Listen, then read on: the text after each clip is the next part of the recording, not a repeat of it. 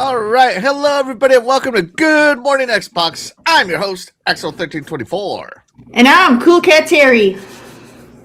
And I'm Fastback 6768.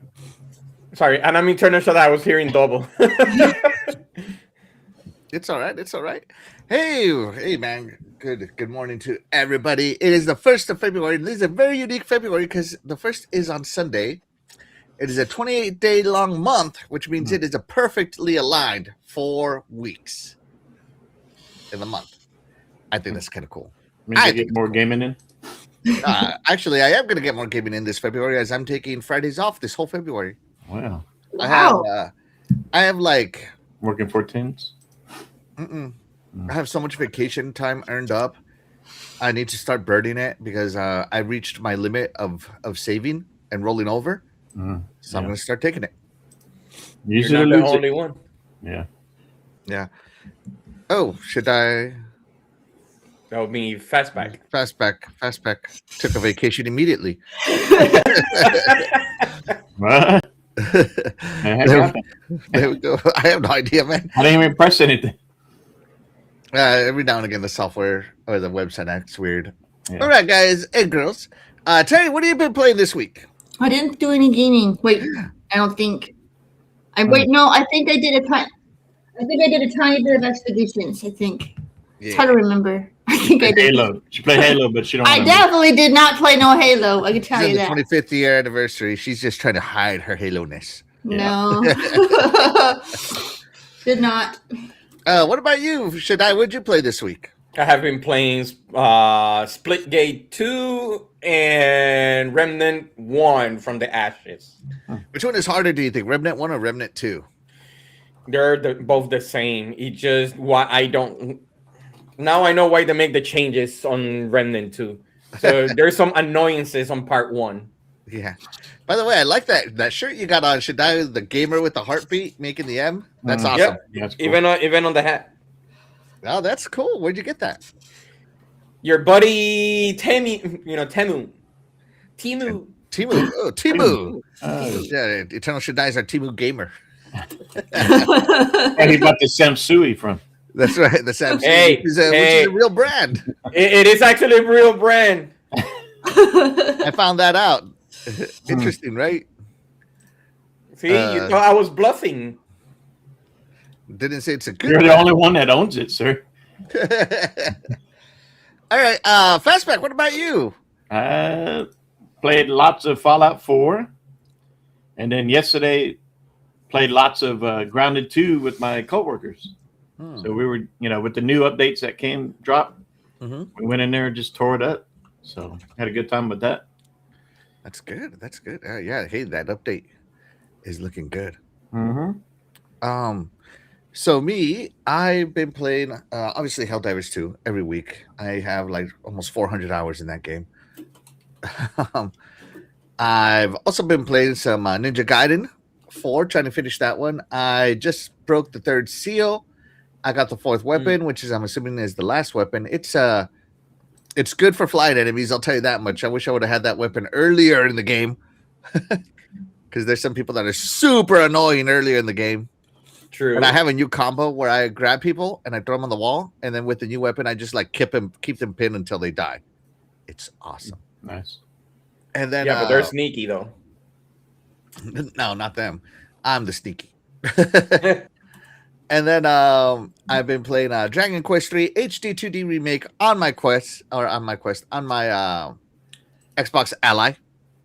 And that one, man, that HD 2D department in Square is really they're making moves. They're making moves. Love it. So that means, have you played Dragon Quest Reimagined then? Because the demo came out. No, I'm on 3. I only played one Dragon Quest. One at Because a time. I finally tried it yesterday, and I, like I said, I played Octopath Traveler before, and that one looks a little sharper. If you play the demo, it looks way sharper than Octopath. So I don't know. Like, I'm with you. That design that they chose is pretty nice. You know, a good decision by them. Yeah. Yeah, no, I think the HD 2D department is they're really firing on all cylinders. So shout out to Square. I don't have to hate you as much because you finally started releasing on Xbox.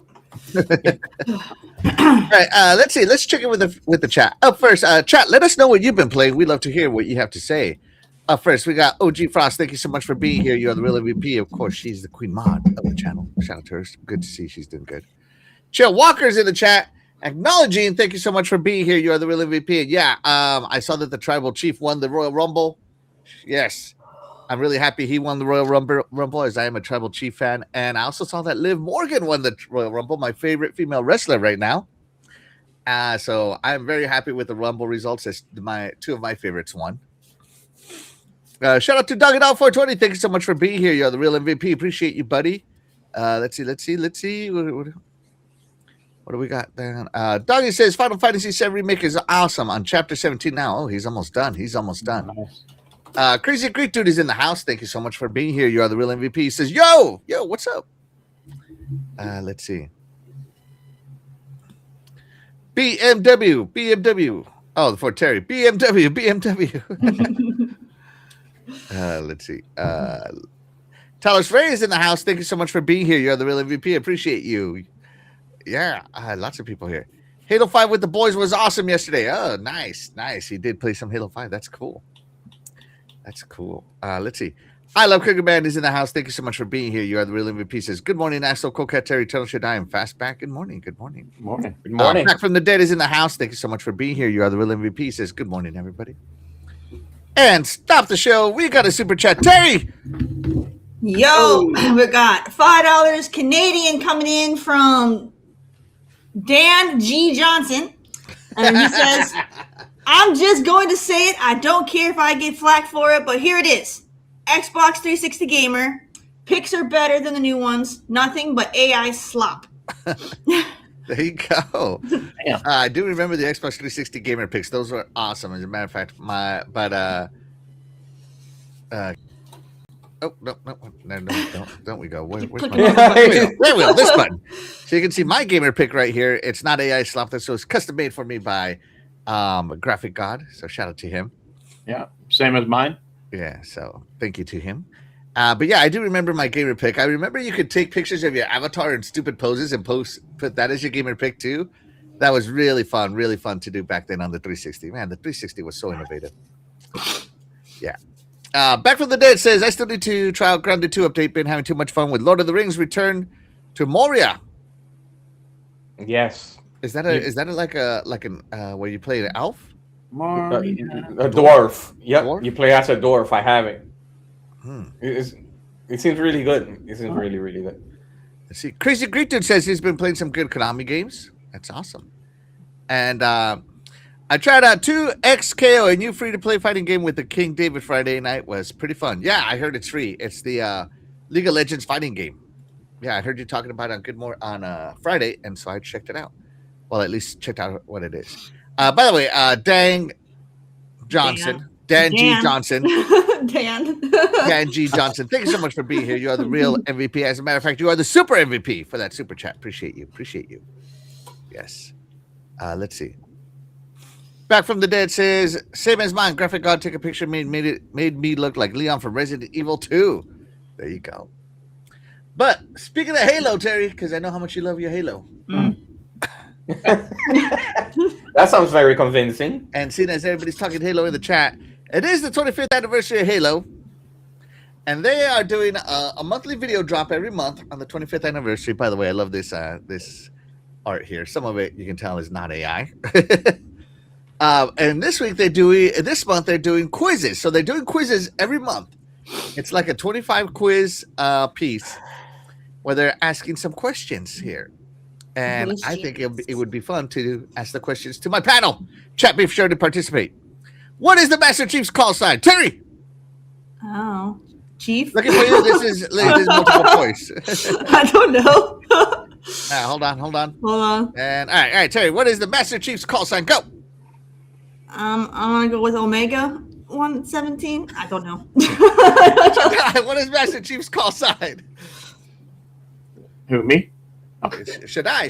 Oh, Sierra 117. Flashback? I'm going with Sierra 117. Nice. By the way, guys, I did this quiz by myself. I got 20 out of 25. Some of these are hard. And the correct answer is... Hold on. You got to let it count down here. Sierra 117. Oh, there you go. And my beautiful wife got it right. Of course. Wife. She's Of course, she was next to you. She got it right, Terry. She's not even a gamer. Yeah, but she probably listens to you babble about it day in and day out. Yes. You ingrained it. You probably talk in your sleep about it too, and it's permanently ingrained in her mind. And then she took the quiz. She got 25, and you got 20. Yeah. She probably did better than you. Come on, Axel. She did. Come on. She uses ChatGPT. Right. Shout out to him. Thank you so much. Yeah. No, if I ever dream about Halo in my sleep, it's like, oh, Halo 4 Cortana. And that's when she slapped you, right? Yeah. And shout out to Dan the Man Cunningham. Thank you so much for being here. You are the real MVP. And shout out to Lidia Sarmiento. Thank you so much for being here. You are the real MVP. She says, "Saludos, mis." No. Saludos, mis chiquillos. I know what she means. said. Hello. English read it. Hello, little kids. But it's more of a Mis chiquitos, my homies. Yeah, chiquito, yeah, like my homies. Yeah. All right, hold on. We got another one for you, Terry. All right, you can't get this one wrong. I'm gonna get them all wrong. Hold on. All right. Who is the leader of Red Team from Halo Wars? And I love Red Team, so I knew this one right away. Oh. All right. Terry, who's the leader? This one is not multiple choice. This one you had to know. I don't know. I don't know. All right. I don't. Guy, who's the leader of Red Team on Halo Wars? I never played Halo Wars. I'm going to pause it right there. Shaddai, go. 5 seconds, sir. I haven't played it for a while, so I can't even remember. I have to skip it. Oh, my God. Sergeant Dan. No. Not Sergeant Dan, no. Flashback.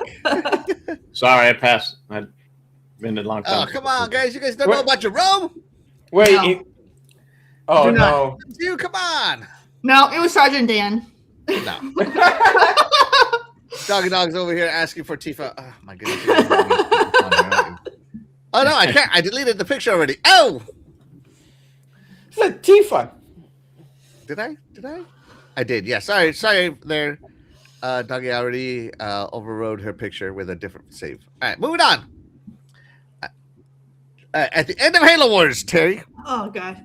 which character stayed behind to destroy the Forerunner Shield world, giving the UNSC Spirit of Fire a chance to escape? And go. Oh, I don't know. I guess who was the guy we just mentioned? Jerome? That guy. Jerome? Fine, Jerome The did, sergeant. fine, Jerome did it. I don't know. No, this one is a sergeant, not a Spartan. Fine, his second in command did it. Here you go. And it's multiple choice. Who stayed behind, Terry? There you go. Got it.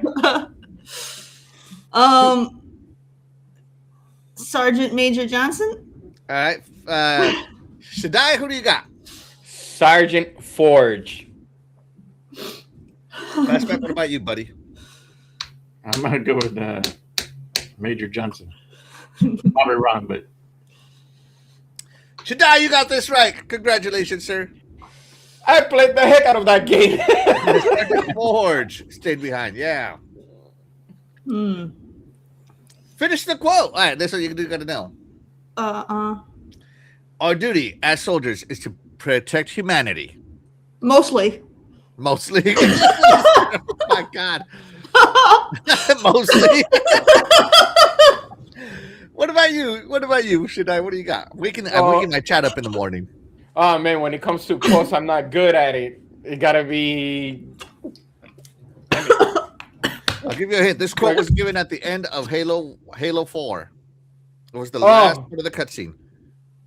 That's gotta. God, jeez, it gotta be this. Halo 4, the one with thick Cortana, my favorite Cortana. What is it? What is his name? Lansky? No, he was talking to somebody. It got to be, what is it, Captain Lansky? Whatever his name is. Not who said it. Who finished the quote? Oh, finish the quote. I don't know. All right. According to Shaddai, our duty is to protect, as soldiers, is to protect humanity. I don't know. Okay. Yeah. I didn't know there was more. Protect humanity and the spirit of Christmas. Sorry. The spirit of Christmas. Listen to these guys. That's the correct answer, mostly. Wow, Terry. So See, told you. Nailed it. The answer is whatever the cost. Master Chief says this. You guys don't know your Halo. Sorry. I don't play Halo. It's what I just shoot the gun. I don't remember everything. Man, I live this franchise. Yeah. All right. Anyways, they have a ton more questions, guys. I just thought it would be fun to do a few here. We're gonna tell. All right. We're not going to spend too much time on this. But yeah, I just thought it would be fun. So I think this is cool. So they announced that for the 25th anniversary, they're going to put these up every time. Oh, that was only question 4. I meant to do 5 questions. One more question, Terry. Here we go. One more. Okay. One more. Cortana was created by Dr. Halsey using flash clones of her own brain. On what planet was Cortana first activated? Terry, go. Earth, Meridian, Sigma Octanus the Fourth, or go Reach? Meridian. I don't know. Meridian. Meridian. Okay. Shaddai? Reach. Shaddai says Reach. What about you there, Fastback? I'll go Reach. So going Reach. Yep. And Back from the Dead also goes with Reach. I see his Reach right here. And my beautiful wife is going with Reach.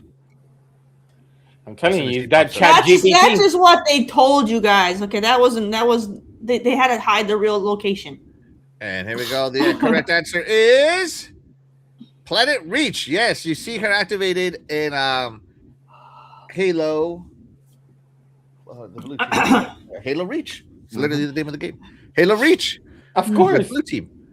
As a matter of fact, you're the one who transports her to the Pillar of Autumn. So yeah. And this was also said in the TV series when Master Chief was showing his cheeks. No, I didn't watch that either. Cheeks. This is the only part of that show that is more accurate. Master Chief cheeks on Reach. That's right. Didn't play it and didn't watch it. Anyways, guys, there's a lot more questions and they get harder as they go along. Believe it or not, these are the easy ones. Yeah, I think it's kind of cool that they're doing this. I'm looking forward to it. So huge like from me on that one. So moving on. So I don't know if you guys remember a little magazine called Game Informer.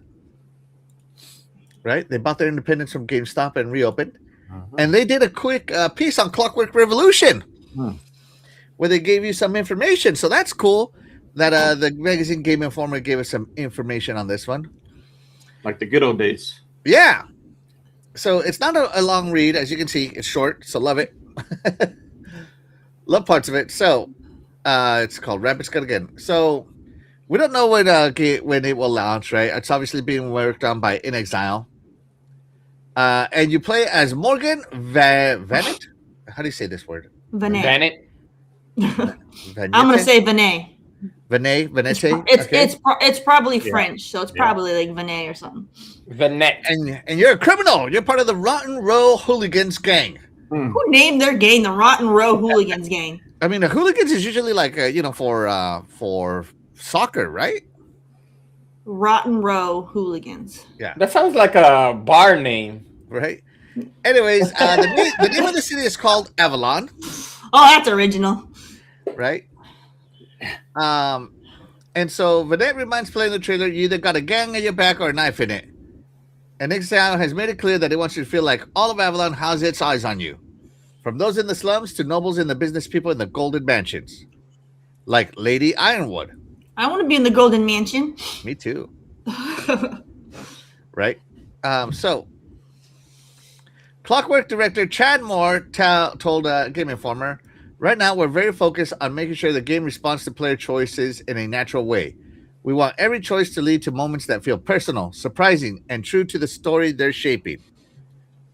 Right? So if you remember, there was parts in the trailer that they showed whether you killed people or not and what it would do. Right? So he wants Avalon to feel alive and responsive so the people can get the city to shift around the decisions in a way that feels intuitive, immersive, and uniquely theirs. So there you go. So Clockwork Revolution has dark, humorous, and brutal. I do agree with that because I saw that trailer. It was dark, humorous, and brutal, right?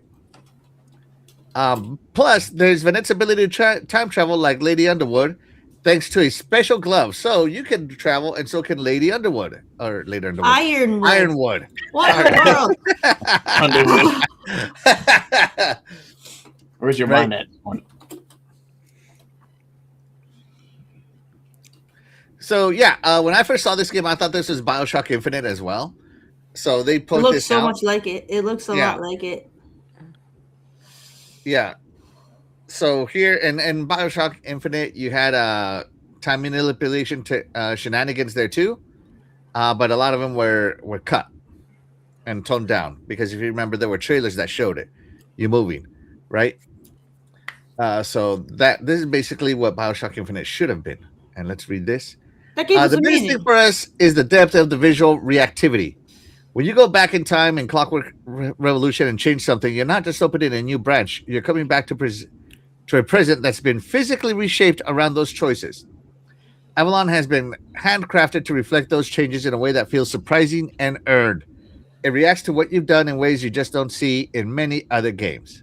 So yeah, there you go. So you can do the real-time environment transformation mechanic when you're jumping timelines is kind of cool. It kind of reminds me of that episode of The Simpsons when Homer goes back in time and just starts like sneezes on a dinosaur and kills them all.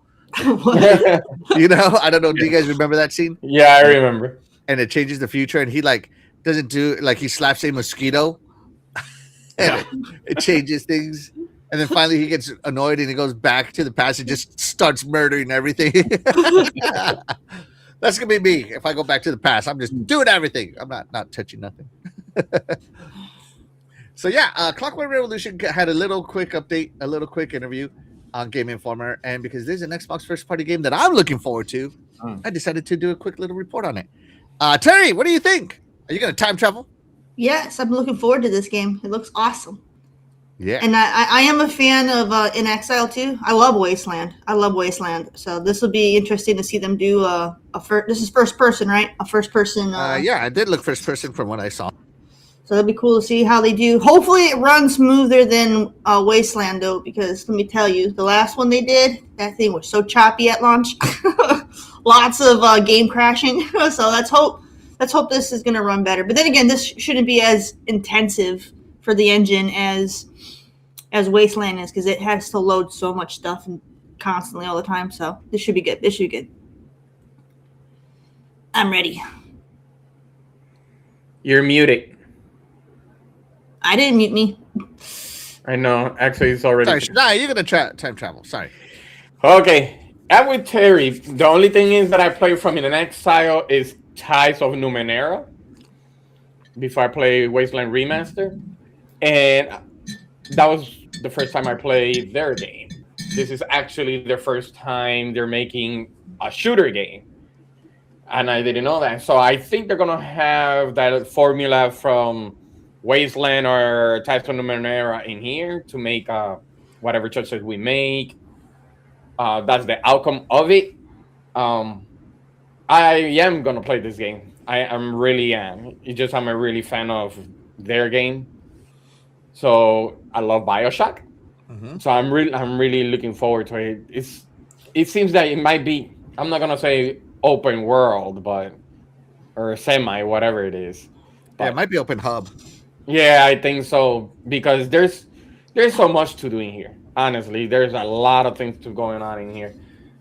So I am looking forward to it. I really am. Yeah, For and those of you- you could end up with a cat companion that only you could talk to. I mean, there's so much stuff in Wasteland that was weird. I want to know, for those of you making male characters, are you doing the mutton chops? I don't know yet. Depends. What are my other options? We'll see. I'd rather take the saber beard that he got. I'm definitely giving myself a huge mustache. Huh. You know, because if you really want to get the ladies, you gotta have a mustache. They love mustaches, right, Terry? No. A mustache. Tombstone. Mustache. There are some women that like that, and some women don't. I'm not a fan. Well, what about you there, Fastback? Yeah, no, I'm really looking forward to this. I love time travel in movies and so to be able to do this in the game, and if done properly, it's going to be fun. To go back and forth and see those changes that what you do. I can see replayability and stuff like that. Yeah, you know what? I did this. Let me go back. Go back to a load save and try something else. To see all the possible endings. Yeah, that would be. I was cool. about to say that. Yeah. I don't know how many endings there are, but I hope there's. I don't know if there should be more than one. As I'm not going to play this game 15 times. I don't think There would be no point. I don't think there would be no point having time travel and having choices matter if the choices don't matter in the end. That's just rage bait. Right. If I don't get to rename Lady Ironwood to Lady Underwood, it's not right. But I do wonder when this will come out, because I think this game has been in development for a while. Yeah, and by the way, they still don't have a release date, and in the article they didn't hit the release date either. So Doesn't it say 2026, but no at the end of this trailer? No, it says when it's ready is what it says. Hold on. Yeah. So here it is. When time coming in due time. Yeah, that was I mean if it were to come out this year, like when? Because if Fable is coming out. Yeah, I think next year, maybe. I could see early next year. Yeah. Right. Early to mid next year. Yeah. So I can see this August or September, one or the other. True. Yeah, I mean, we had what was the other game that showed that they said that one was summer. It's a third-party game in Game Pass, but you could fit. Beast of Reincarnation. Yeah, but I think you could fit 2 games around. June, I don't like it when they release so many games in such a tight window. Like, that's what I'm trying. This last year they released what? Not Avowed, but The Outer Worlds 2, Call of Duty, and another one, all like within a 2-month period. I don't like that. Yeah, but I mean, Call of Duty is, to me, is one of those you can just pick up and play anytime. I don't see it really interfering with games like this. People got to take a break from playing the shooter once. So I don't know.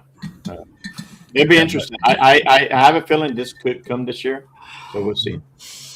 And I agree with Terry. If you do have time travel and the decisions don't matter, what's the point?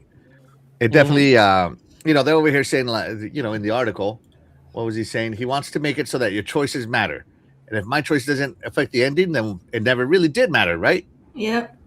There's so many games that do that, where they say choices matter, and then you get to the end and they really didn't. Yeah, like Mass Effect 3, that overhyped thing. Oh yeah, that's one of them. The ending was just a change of tint. Telltale is another one. Telltale, their games too. Their endings are so insignificant for differences that it really did. All your choices never matter. Yeah. All right. Let me see here. Shout out to Cyber Gunther. Thank you so much for being here. You're the real MVP. Says, "What's up, gamers? What's up, man? What's up?" Let's see. From Muda Cheese. Cyber Gunther, Crimson Desert. Anyone excited to play it? It looks good, man. It looks good. I'm looking forward to it. And I think it's a Play Anywhere title too. I know they have a 15-minute gameplay reveal on it, and I saved it, but I haven't gotten a chance to look at it. I've been busy. Yeah, the more I see it. Johnson says, "Rotten Row Hooligan sounds like the really rotten from Laugh Olympics." Really rotten. So, yeah, I mean, it's humorous, right? Laugh Olympics, yes. And Cyber Gunther, yes, it is. It is definitely Clockwork Revolution. And Doggy says, yeah, Ninja Gaiden 4. Yeah, all of those games released like in a 2-month window, and I didn't like that. Yeah, I don't like that. I hate it. I hate it. But we're moving on. Ready to move on, guys, unless you got anything else to say about this announcement here? It would be funny if Judas, releases at the same time as Clockwork Revolution. Judas also had an update. I don't know if you saw it. Should I? A little bit. Yeah. All right. So this is kind of cool, by the way, guys. You can get Game Pass Premium for free by reading the Sea of Thieves new comic. So this is kind of cool. Players can claim a 1 month of Xbox Game Pass Premium for free if they read the Sea of Thieves comic series over at Webtoon. So be quick and plunder your loot. So hold on, let me get to it. All 5 episodes are available for free. You get a 1 month of Xbox Game Pass Premium for reading it. So there you go. So for us, 1 month of free Game Pass for Ultimate is like 15 days, right? So yeah. Also, make sure you are signed into a Webtoon's account when you read the comic, as users appear to be struggling with the code to appear otherwise. So you do have to sign in to your Webtoon, right? So that's really cool. And you can do that between Tuesday. The code will show up on Tuesday, right? And the redemption period ends on March 15th. So be sure to get your free Game Pass, month of Game Pass by reading this comic right here. Hold on, let me load up my Webtoon. So first off, make sure you log in up here. If you don't log in, you'll have issues. I haven't logged in because, well, nothing. But here they are, right? You can read this, and you can see I already clicked on episode 1. It's already de-highlighted. But it's really cool because all it is a scrolling comic. It's definitely a web comic. So as you're reading, as you're scrolling, like more of the stuff happens, and it's all drawn in. And I think that's really neat way to do it, right? To do the comic, it's just a scroll, and the comic is vertically integrated, and I think that's really neat. So these are really cool comics. So if you are a Sea of Thieves fan, be sure to get this. By the way, one of the the pirates that they always show on the trailer, right? The reason for this comic is to replace one of them. So yeah, there you go. Because they always show the same 4 pirates in the trailers, right? So yeah, this is to replace one of them. Yeah. So that means if they change, a character, then they might change or bring a new content. Mm-hmm. They could. So yeah, I just wanted to let everybody know that you can get your free month of Game Pass Premium. Terry, are you gonna read this? No. Oh man, I'm reading it. I love Sea of Thieves, and I get a free month. What? No. Even without the free month, I would have taken it. Shadai, I know you're a Game Pass Core member. Are you upgrading to Premium for free for 1 month? No, I do have Sea of Thieves anyways because I had it for so long. But no, I'm not into this. They should have done that at the beginning. Read the comic first, then you release the game. Yeah, they've had so many Sea of Thieves success. It's crazy. That's what is it now? Season 19 right now? Yeah, season 19. Yeah, it's crazy. Yeah. Sea of Thieves is still alive and well, by the way. You still run into pirate jerks. I know you're still. Like me. I know you're still floating. Axel Griefer. And you want to know? I do it all in a sloop. Fastback, are you going to read this and claim your free month? Or few days as an Ultimate member? I might do that. Yeah, I mean, they didn't need to give me free Game Pass. I was going to read this anyway. But I think this is awesome. I'm going to just have to create. I might even that just to check out Webtoon and see what else they have. Yeah, so be sure to check it out, everybody, if you're into it. Of course, I got this from True Achievements, the notification of it. So be sure to, if you want to read the rest of it, it's right there. Okay. So yeah. All right, moving on. Oh, let me check in with the chat. They should release a demo for Crimson Desert. They should. And Web Dave is in the house. Thank you so much for being here. You're the real Web MVP. Dave. He says, be sure to hit that like button. Yes, everybody. Every like helps us get closer to getting noticed on the live section of YouTube where we compete for views. And be sure to subscribe if you like the content. This is kind of a more straight to the point podcast and news. Mhm. And that's the way we do things here. Let's see. Web Dave says the hooligans from the movie A Clockwork Orange. Oh, okay. There you go. The hooligans from A Clockwork Orange. I forgot about that one. Good point there, Web Dave. Good point. Clockwork Revolution. And shout out to Rachy. Thank you so much for being here. You're the real MVP. He comes in. Grandpa, did you get it? How much did it cost, Thanos? My sanity? Okay. I have no idea what that's in reference to Rachy, but thank you so much for being here. You're the real MVP. Back from the Dead says, hopefully they stop penalizing Safer Seas. Then I'll come back to Sea of Thieves. Oh, yeah. Well, you don't get as much experience on Safer Seas and as much gold on Safer Seas because it's a solo server. Yeah. Go to the real seas. If you love playing your games where the main course is anxiety, Sea of Thieves is for you. Because let me tell you, is that a ship? Is that someone else? Is it safe? This is where our stuff is.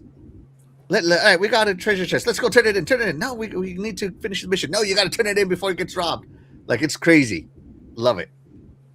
Anxiety built in.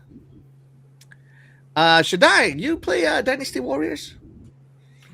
Yes, Origins, which I haven't. Okay. So at the same time Origins was announced, right? Dynasty Warriors 3 was also announced. If you Dynasty Warrior 3 Origins remake was announced, and it was shown on the Xbox show, if I remember correctly. Right? So, and a lot of people consider Dynasty Warriors 3 the best of the best in the series, right? So, we got a little. Look at that glow up! Wow! Come on, Terry. Do you prefer Lubu 1996 Lubu or 2026 Lubu? 2026 looks good. Yeah, and he look. By the way, I don't know if that's Lubu or not. I just know that Dynasty Warriors also has a Lubu. Always has a Lubu that just kills the crap out of you. Look at this. It's looking good, right? It looks very similar to Origins. Yes, but look at it. They went from this to this. I love how they showed the old stuff and the new stuff. And I remember my buddy Doggy was excited for this one, right? And so it's with a sad heart here that we got this letter from them dated January 26th and 2026. The release date of Dynasty Warriors 3, the complete edition remastered, PlayStation 5, Nintendo Switch 2, regular Nintendo Switch, and Xbox Series X and S, blah, blah, blah. Previously set for March 19, 2026, has been changed. The new release date will be announced at a later date, so it has been delayed indefinitely. Oh yeah. For a remaster? Really? How can you delay the remaster? Warriors 3 has been postponed from the previously announced date as the first remaster of the Dynasty Warriors series. In order to fully satisfy our fans, we have made the decision to further improve the quality of the game. The new release date will be announced at a later date. We appreciate your patience as we take a little more time for the game's releases. From Tomohiko Sho. So for those of you who are excited for Dynasty Warriors 3, like my buddy Doggy, I'm sorry, bro. I'm sorry. You're going to have to kick Lubu's butt later. So I am actually disappointed as I was looking forward to this one. Because my buddy Doggy talked it up. He said that Dynasty Warriors 3 was the best one. He said it was the best one. So yeah, I am very, very sad about it. Terry, tell us about your tears. How do you feel? I don't have no tears. No tears. No tears. I don't play Dynasty Warriors either. What? No, they won't be missed. The game that is always repetitive with the attacks? Huh? The game looks boring as get. I watched my husband play one of them, and it was the most boring thing ever. And he just kept running in a circle and having to kill like thousands of dudes with like 2 hits. And I was like, "This is stupid." What? And then he had, and then there were like these. I don't know. They were like these contraptions around the circle that he had to interact with constantly, and nothing ever happened. He did that for over an hour of just running in a circle, killing mobs of dudes for like an hour, and nothing ever happened. And I was like, this is the dumbest thing I ever saw. And no. Someone who sucks. Those missions take like 15 minutes. Should I? Hey, I think it's because because due to the success of Dynasty Warriors Origins, I think they're trying to leave it up to those standards. That's the way I see it. Because the Dynasty Warriors Origins, awesome. It was like a giant pit. Yeah. It was a giant pit. And the thing is that this is way different than the previous ones. Because at least on Origins, you could do I did some combinations of regular attacks and using a special attack. So in the old Dynasty Warriors, you couldn't do that. It's either X, X, X, X, Y, and you're like pressing the same button over and over and over. And okay, I don't agree to disagree, but yeah, okay. No, because that's what it was. 99 Nights. It was the same thing. 99 Nights. I have that one. Yeah. The precursor to Dynasty or the sequel. Yeah, to because that one. I still have Shadow Warriors or Shadow Dynasty, whatever that's called. I still have it, and it's still the same thing. So, look, all I can say is this game makes no sense because at the massive rate that they're killing these soldiers, that entire country would have gone through its extinction. Well, how are they still fighting? Remember, people live in that country. You kill that many. You kill that many in one game. Like, that's just a 1%. You're killing hundreds at a time with one attack. Well, remember, you are a warlord, so you have to kill as many as you can in a limited amount of time. Yeah, but you're killing millions of them very, very quickly. So how do they keep coming? That's how it is. You're trying to regain your territory. So of course they're gonna bomb rush you with Terry. Do you think they accurate to population sizes? Dude, in a video game? Dude, you probably killed more people in one Dynasty Warrior game than there exists on like the whole planet during that time period. Like, it's ridiculous. In a video game? Come on, it's called endurance. You gotta endure. There's no endurance. There's no endurance. They don't even get tired. If it's procedurally regenerated, you can have endless. What do you mean? Sometimes you get hit, you get sneak attack, and all of a sudden you see him all, dizzy and all that from getting hit. That's them just being, feigning shock because they couldn't believe someone actually hit them. That's how they're fast like, you're. Gasp! Who was this? That's what that was. They're taking them back. No, I never could get into Dynasty Warriors. Not for me. Oh man. I wish it has more. The only thing that I could say is I wish games like this have more combinations. The PS2 was pushed to its limit. It's in slow mo. Am I playing this at a different speed? Let me check. No, playback speed normal. Okay. Yeah, the new ones are definitely faster. Oh yeah, gotta be. Yeah. Yeah, but I wish there would be more combination than just two buttons.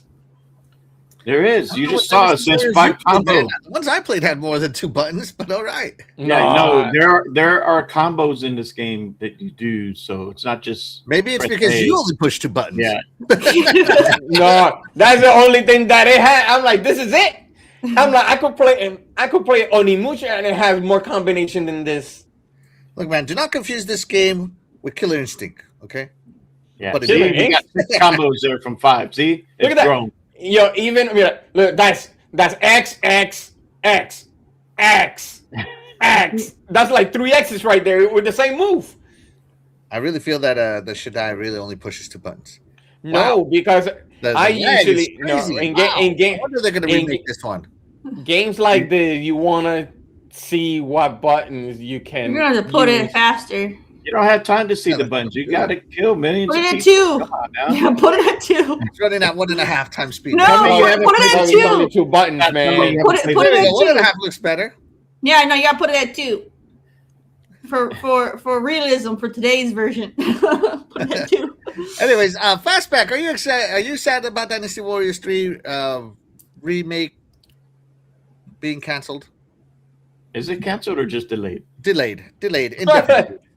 No, I mean, look, I really liked these games back then. I played this back then, and I enjoyed it because it to me it was a challenge to get the combos and get as many kills without getting hit. Right, you know, because I mean, waves after waves came after you, so I enjoyed it back then. I don't really play this anymore, so I don't know. Maybe when this one does get announced date and released, then maybe I'll give it a shot again. It's been years, so yeah, I used to enjoy them back then. So nice. So I got into Dynasty Warriors back in the day a little bit. I played 99 Nights, like Shaddai said, which is a wannabe Dynasty Warriors. But the Dynasty Warriors that I got into was Hyrule Warriors, which is made by this studio with license from Nintendo, and especially the Age of Calamity and Age of Imprisonment. And by the way, the Age of Imprisonment, talk about a glow up. And I want to play the new Origins. It is on my wish list, waiting for it to go on super sale. And I just cannot wait to. I was very excited for this, especially because, like I said, my buddy Doggy talked this one up as the best one, and I was looking forward to it. So I am sad about it. Let's check in with the chat, see how they feel. Cyber Gunther called it Sea of Anxiety. Right. Let's see. Doggy says Dynasty Warriors 4 is the best. Okay. Back from the Dead said, I'd rather play Hyrule Warriors. Hyrule Warriors is fun. Doggy Dog says, oh, yeah, I'll be playing this eventually, maybe. Hopefully it still comes out. I hope so, too. Let's see. Stuff like this was new and fun back in the day. Stayed up all night with friends playing this. Right? And Tisha died. Dude, there was more than pressing 2 buttons. Yeah, I think he only 2 buttons. All right. And that's it for the announcement. Let's get into the hot stuff, shall we?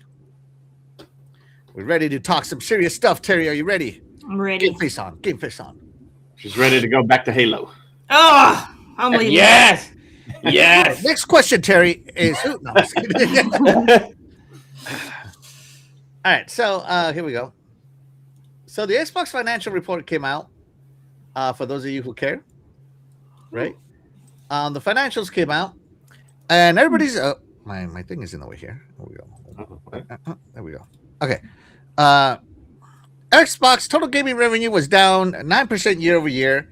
Content and services were down 5%. Hardware revenue dropped 32%. However, player count is up, but spending per player is down. So in other words, they got more players, but not all of them are buying stuff, right? Holiday quarter revenue is down 5%. That's the holiday season. And Xbox is the weakest part of Microsoft consumer business this quarter. So I had to break this down and study this. I spent like a good hour studying this. Damn. So here it is. Lots of stuff, right? So they're talking about revenue here, not profit, not if they're making money or anything about it, right? Revenue is a funny way before they take into cost. And this so revenue is pre-cost money, right? And so they haven't said if they made money or not yet because they haven't put cost in. So even though revenue is down, profit could still be up. So keep in mind that they're talking revenue. That's total money in before cost is taken out. Okay? So before cost is taken out, revenue is down, right? That doesn't mean that profit is down. Do not confuse the two. Okay? And revenue is more of a businesses, and this is me coming from Corpo, businesses use revenue to gauge demand. Okay? To gauge demand. So think of this more as demand is down. It's still not good. And of course, as a business, you want demand to be up and interest to be up. So keep that in mind, okay? Doesn't mean that they're not making money. Okay? So revenue was 81.3% billion, increased 17%. So in all, they took in more money, right? Operating income, so this is one of the costs, was 31 billion, and it went up, right? Net income on a GAAP basis, so this is the money they made on a GAAP basis, was $35.8 billion. So they're up 60% with that cost, right? And now they're doing a bunch of math, and they're like, diluted earnings per share was $5.16. So people made $5.16 on their shares, right? Non-GAAP results exclude the impact from investments in OpenAI. So there you go. So that's not all cost, okay? So again, this is all over the place, right? So let's just go to where Xbox is mentioned. Okay, so Xbox revenue in more personal computing was $14.3 billion, decreased 3% with the following business highlights. Windows OEM devices revenue increased, Xbox content and services decreased, and search and advertising acquisition costs increased. So again, it's more. So Microsoft returned $12.7 billion to shareholders, right? So as you can see, the Windows. So Xbox is rolled in with Windows, and they are the one that didn't make money. So that's kind of down, right? And let's go over here. Xbox content and services. Now, they don't say what Xbox content and services is, but just guessing, that includes games and subscriptions, in my opinion. So Game Pass and games sold. They're down 5% year over year. And when you adjust for inflation and stuff, they're down 6%. So that's not good. And I mean, you can see everyone else, almost everybody here has a negative here. Very few have positives over here. So there you go. So everybody's positive except Xbox. And this percentage change year over year. So that's not good, man. So that's not good. So Xbox demand might be down. So, but Satya did say in the meeting, he did say, let me go to his quote. Hold on.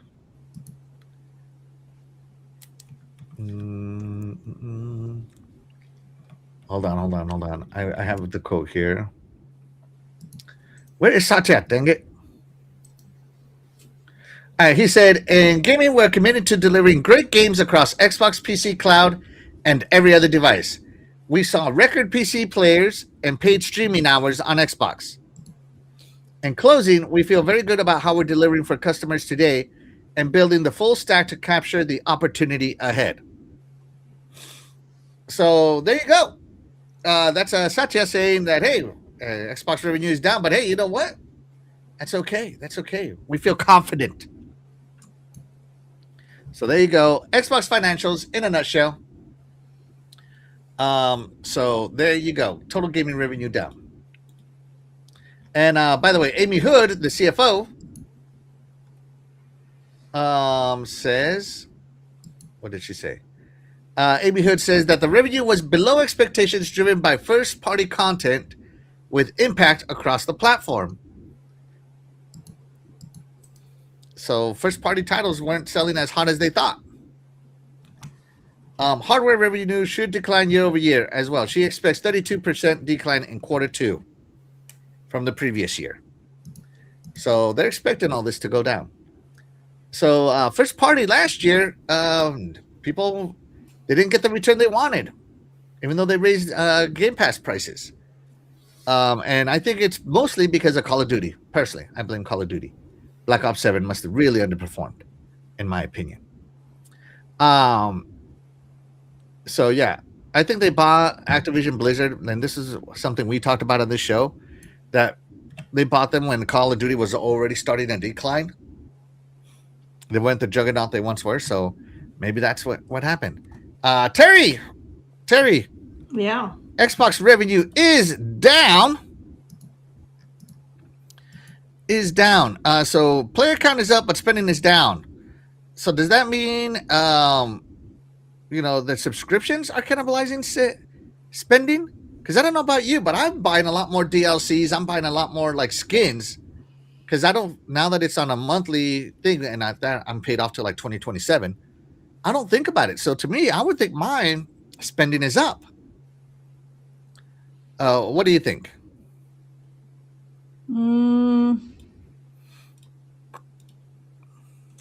I think we got to think about it in terms of the average gamer, not hardcore gamers. The average gamer probably plays maybe 1 or 2 games. The casuals, yeah, the casuals You know, are up there, yeah.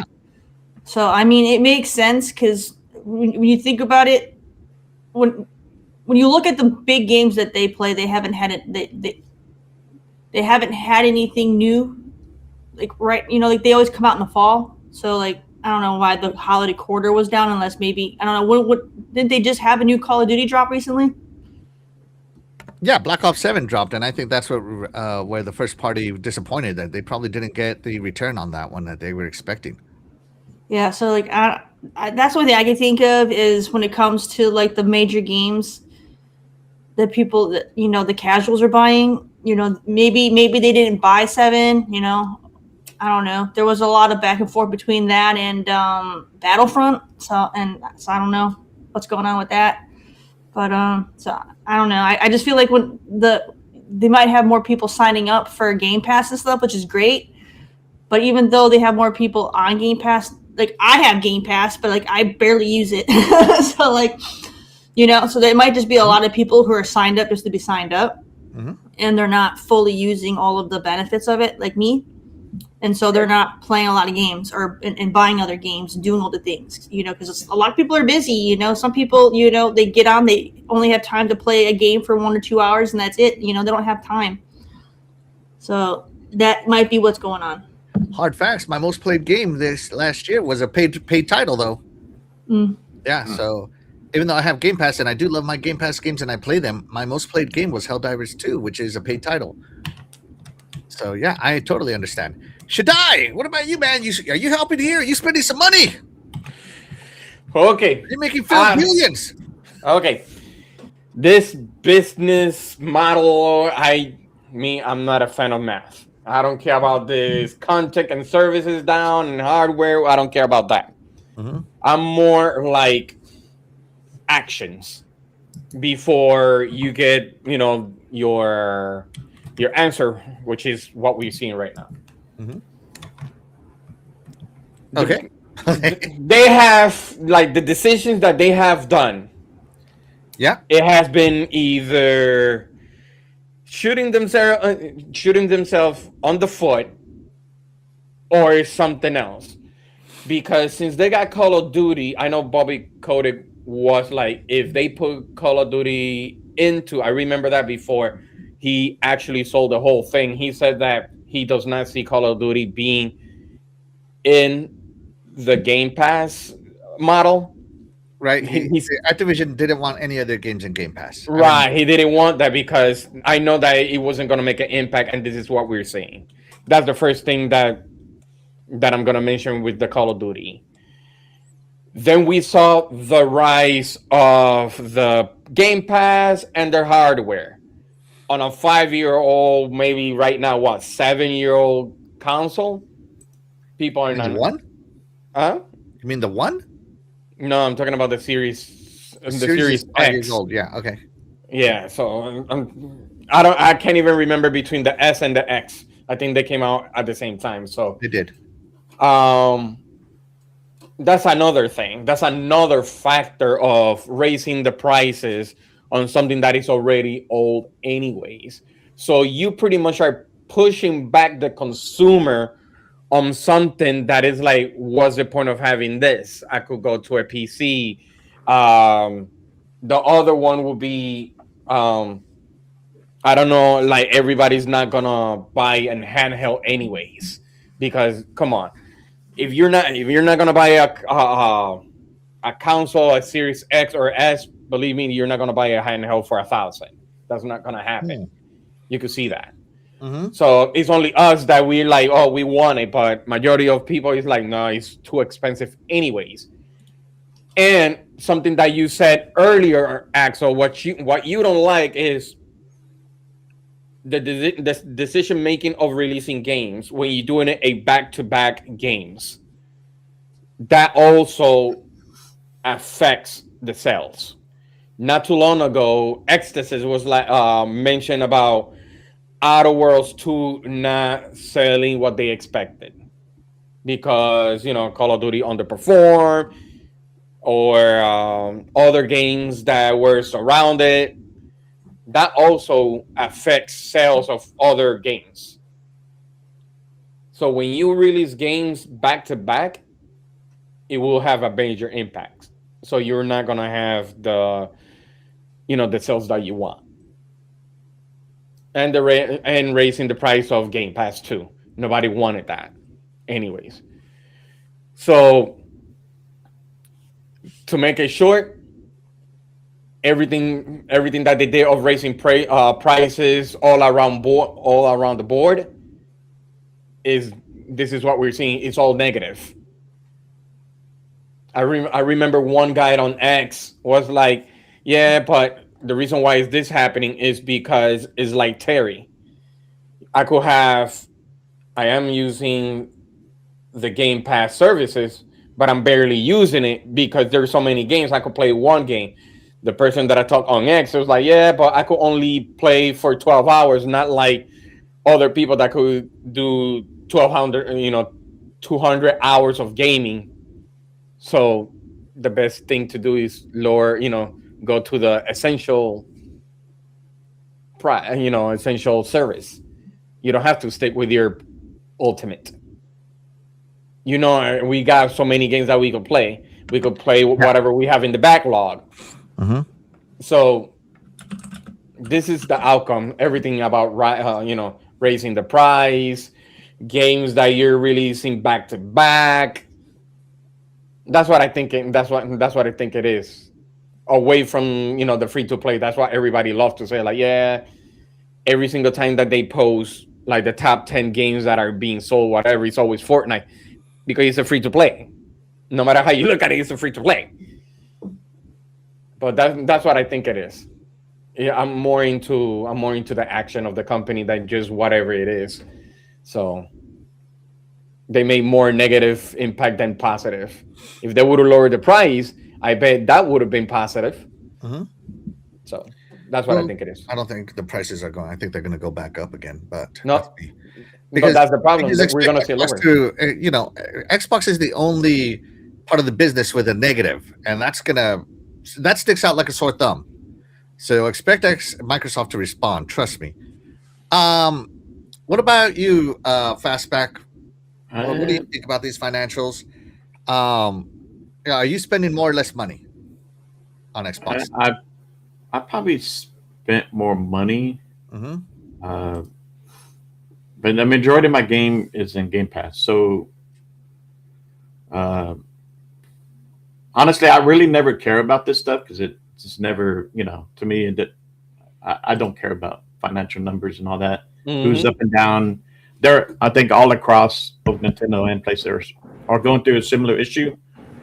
Last year, I think we all saw gaming got expensive from, Game Pass went up, right? They separated tiers, but, the Ultimate kind of went up. And if you want Call of Duty, you got to pay for Ultimate.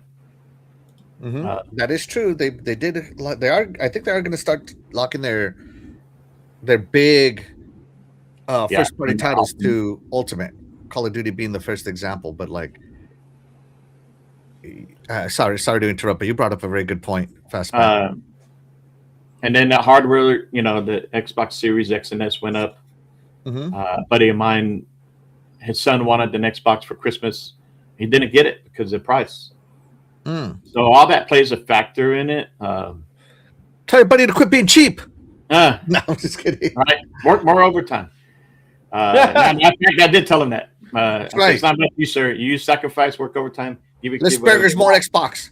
Yes, go in debt for your kid. That's right. Give him a loan. But people want to make a big deal about this, and they want to clickbait. Oh my God, Xbox is dying, Xbox is dead, blah, blah, which they don't really understand some of it. Like you were saying earlier about revenue and this and that. I'm sure Microsoft understood that last year was going to be, a hard year, and they are making moves. You see them; they're making moves to kind of help alleviate this, where you're relying on one console. Or you're relying on,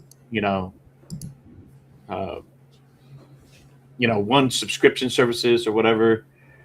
They their ecosystem is everywhere. So I think when the ROG Ally came out, and yes, it was expensive, but it still, had a lot of attention. It did well. Prices now are going down now. I don't know how long that'll be. But I believe you're seeing a trend where Xbox is now kind of teaming up with OEM on hardware, right? Not just relying on their own hardware stuff. And then, a lot of the games are now starting to go multi-platform day one, right? Not just, wait a few months or so or a year. So I think, Xbox is taking a hit this last year. And even though I feel the games in 25 for me were better than what was in 24. But then again, like we were saying, Call of Duty is a big holiday moneymaker. So the 24 Call of Duty did better. Mm-hmm. This one did not. But this one had 24 Call of Duty did not have a Battlefield 6 to compete with, right? And Battlefield 6 did well. Mm-hmm. So that took attention from Call of Duty. And yes, Call of Duty before Xbox bought them really kind of been declining. You got Fortnite, you got other games that are taking attention away from multiplayer gamers. That's all they want to do on these games. They don't play these games like we do. They're us casual. We're the ones who keep the subscription services up. We're the ones who are buying all these other games other than Call of Duty and playing, Fortnite. So, but you also got to take into effect that they kind of shot themselves in the foot when they made Warzone, because a lot of COD players just play Warzone now. They're not going to jump on the new release. Yeah, and Warzone sells battle passes every what? Yeah, they don't need to buy a new game. They're just going to keep playing Warzone. Yeah. Well, I mean, they got to figure it out then. I mean, it's again, that's where the big money comes from. It's from the multiplayer games, online, right? So if that's down, they're going to have a down year somewhat. So might as well just do a separate zombie game. No, that's why everybody likes to play also. So I could have made money out of it. Well, I mean, there's a lot of people that like zombies. If they did make a standalone zombie game, it would sell pretty well. Yeah, probably. Yeah, they need to figure it out. So it'd be cheaper for them to make a standalone zombie game than putting all that investment and time into making a whole launch game with zombies included, and then people just don't play it. I don't know if you noticed, but they did make the new Call of Duty launcher now, where it's going to hold all your Call of Duty titles in there. Excuse me. So yeah, I don't know. We'll see what happens. Yeah. Because first off, let me address the elephant in the room. No, Xbox is not dying. No, okay, it's now 5%. Terry, your paycheck was less this week than it was last week. Are you dying? Yes. Yeah. All right. No. Shadai, you made less money this week than last week. You dying? I may be a little bit broke, but not dying. There you go. What about you, Fastback? If you make less money this week than last week, are you dying? No, because then I'll spend less if I'm making less. Yeah, you adjust, right? I'm not. I got Game Pass. You adjust is my point. Everybody, if you make less money this week than last week, what do? You adjust. Yes. Right? So expect adjustments, right? Like I said, Xbox is the only one in the negative in revenue from year over year. Mm-hmm. And so you can expect some changes in leadership, some portfolio restructuring, maybe some more platform strategy shifts, more multi-platform releases. So expect that Starfield on PlayStation sometime soon, probably. They're going to focus more on services overall. That's never going to change, right? And more aggressive cloud pushes, which we'll talk about later, right? So they are growing in PC and cloud. Those are the two big growth factors for Xbox as far as acquiring users. But they got to do more than just acquire users. They got to acquire money. Well, does this not include the money they made on games that were released on PlayStation? It does. Actually, I don't know. You know what I mean? I mean, we've seen that several games were sold very well on PlayStation, like Forza Horizon 5. Yeah, I'm sure it does, but I'm unsure. I did not research that. Yeah, But for those of you, just understand, this does not mean that Xbox is dead, okay? Microsoft is not going to kill a brand that feeds Game Pass, right? All those subscribers pay money, right? Mhm. Shadai pays money, Fastback pays money, Terry pays money, I pay money, right? They're not going to kill a brand that feeds cloud gaming, their biggest growth in the gaming sector right now. One that feeds Windows gaming, which is where they want all their games anyway. Plus, what's that you got there? What's that you got there? Fastback, what's that Windows gaming device you got there? That's the Xbox ROG Ally PC handheld. That's right. Point made, right? I said Xbox first. And they're certainly not going to kill. So Xbox is in cloud. Xbox is in Game Pass subscriptions. Xbox is in Windows. You really think that Microsoft is going to kill something that feeds their entire consumer ecosystem? Just throwing it out there, right? Just throwing it out there. These guys are like, oh, Xbox is dead because the hardware's so this. Hardware. But what is Xbox's consumer ecosystem really consist of? Like, really consist of? Consumer level. Windows, cloud, and Game Pass, really. Mm-hmm. And now they're adding a Copilot to it. I mean, come on, guys. Come on. Play everywhere. You guys need to realize that you're over here, because the console's selling less. It's and it's like, you're thinking in the past, right? Yeah, Xbox is evolving. I mean, you're going to play Xbox on TV. You see commercials. They say, here's a TV. It's an Xbox. They're letting everybody know that you play where you want to, where you can, right? Because prices, it's expensive. You can't afford a Series X. But if you spend the money, buy a nice TV, you could just get on the app and play. And yeah, these guys need to start thinking like, wherever you play, Microsoft gets paid. That should be the new slogan, in my opinion. They don't care where you play. That's right. Wherever you play, Microsoft gets paid. Yeah, now they got to figure out how to make you pay more because this revenue needs to go up. Well, that's where a good Call of Duty game or a good multiplayer game will help that, right? Because the majority of people who play are those who are on these online multi-shooters. See, the stuff that you guys are saying is something that I have said months and probably years ago. If we already know that multiplayer games are the money makers, make a multiplayer. Anything that is from the first party, just keep them as an exclusive. You can see that. We just mentioned it right now. If you put zombie games, it will sell well. If you, let's say, revamp the whole Warzone, it will sell. Axel just mentioned not too long ago, he keeps playing Helldivers. So multiplayer, keep it multi-platform. Other than Clockwork Revolution, all that, keep it as an exclusive. So you're pretty much covering on both grounds.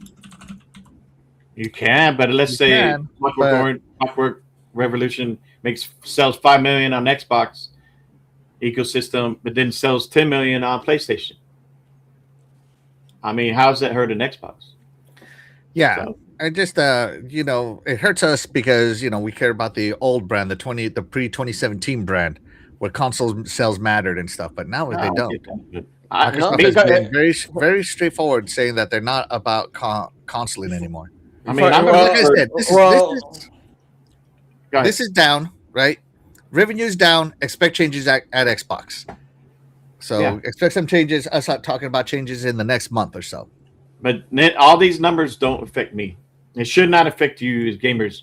If you have me, depending on the price. Well, yeah, but you adjust, like we said, right? There are many ways to play games from Xbox. So how does this hurt you? Okay. It will hurt.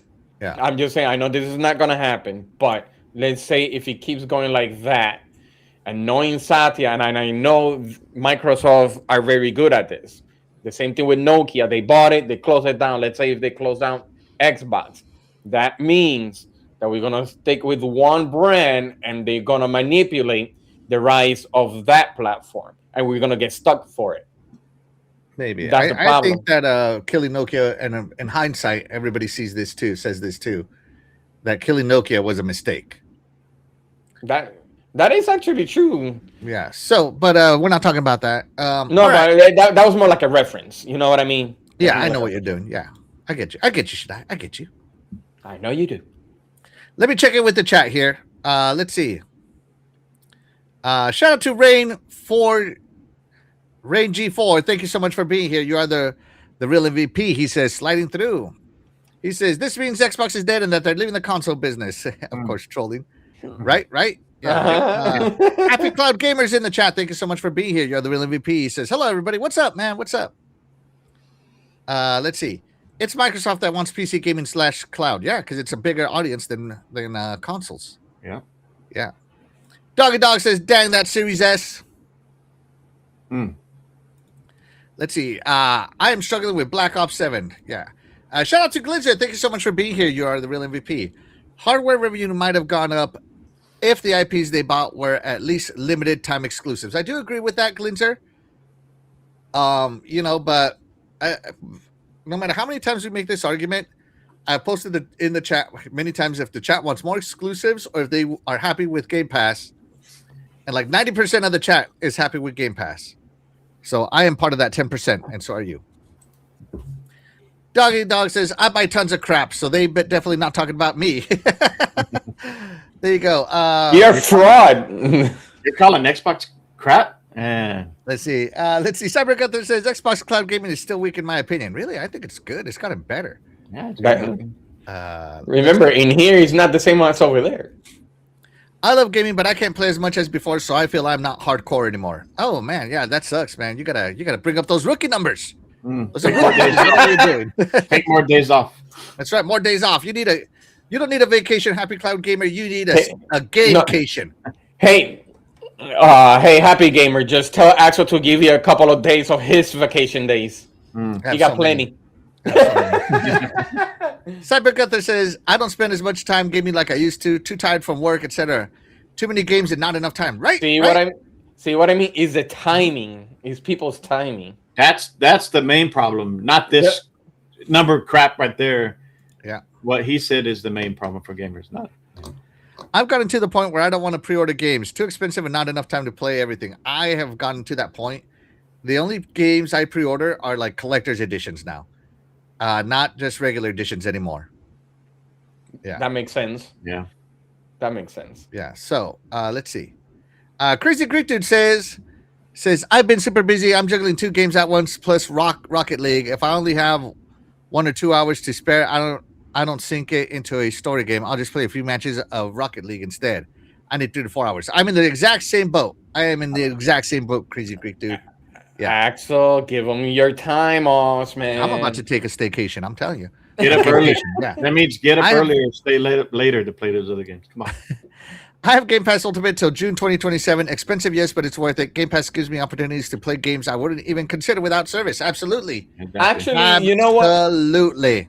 Okay, not for nothing. He brought a good point. You know how many people have stocked up for Game Pass before they start doing this? Does that actually affect this situation? Well, yeah, because they got all that money the years before. They don't separate it.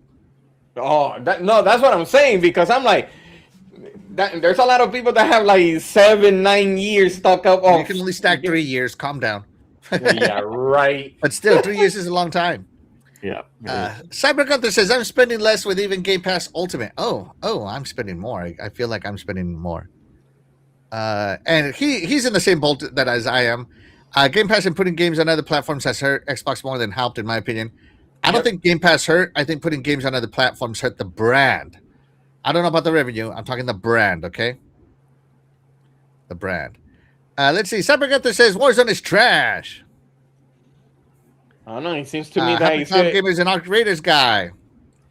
I don't know. It's still in the top 10. If it's trash, it's still in the top 10. I'm hoping they won't have more layoffs, but I wouldn't be surprised. Expect more layoffs, man. Expect more layoffs. They all do it. Yeah, they're good. Look, even Windows Central had layoffs. That's Except right. Everybody one. has layoffs. Except one. Damn. All right. Anybody got anything else to say about the Xbox gaming revenue down 9% year over year? No. Nope. No. All right. We're moving on. Yeah. Oh, sorry. We do have something else to say. Terry, we had a poll. There it is. All right. Do you spend more or less on Xbox these days? 55% of you said that you are spending less. You are the problem, guys. You are the problem. Yeah. 27% are spending the same, and 18% are spending more. That's me spending same. Now, understand that the economy is getting tough. Me and Lots of Axel people are probably getting laid 18%. off. People are going to start choosing Yeah. surviving over entertainment. Just It throwing is it what out it there. is. So I hope these brands that rely on consumer money start to realize that, hey, maybe we should pay people money so they get to buy more stuff. But Play of the your three- backlogs. But of the main three, who is doing more to help consumers play the games where they want? Who's Yeah. doing that? That's right. Me. Play on your TV, All right, so play on your give, phone. give play on your Xbox a little bit of time. Mhm. Hopefully next Absolutely. year will be different. We'll see. All right. Absolutely. I agree with everything you said. All right. Moving on. Indie Selects. We cover Indie Selects here every month, right? Or at least try to, I should say. Cover them here every month. And hold on. Let me close these windows so that I free up some RAM here. There we go. So Indie Selects anniversary celebration is going on this year too. And the Indie Selects of the year are Despelote, Ninja Gaiden Ragebound, Chronos, The New Dawn, I Am Your Beast. I don't know why I Am Your Beast got made twice. Because there's Am Your Beast, and then there I Am Your Beast. Going on here. Should have Man, I been don't- After Love EP. My bad. And Lost Records, Bloom and Rage are the anniversary picks from the Indie Selects from all year round. So that's kind of cool. was this AI generated?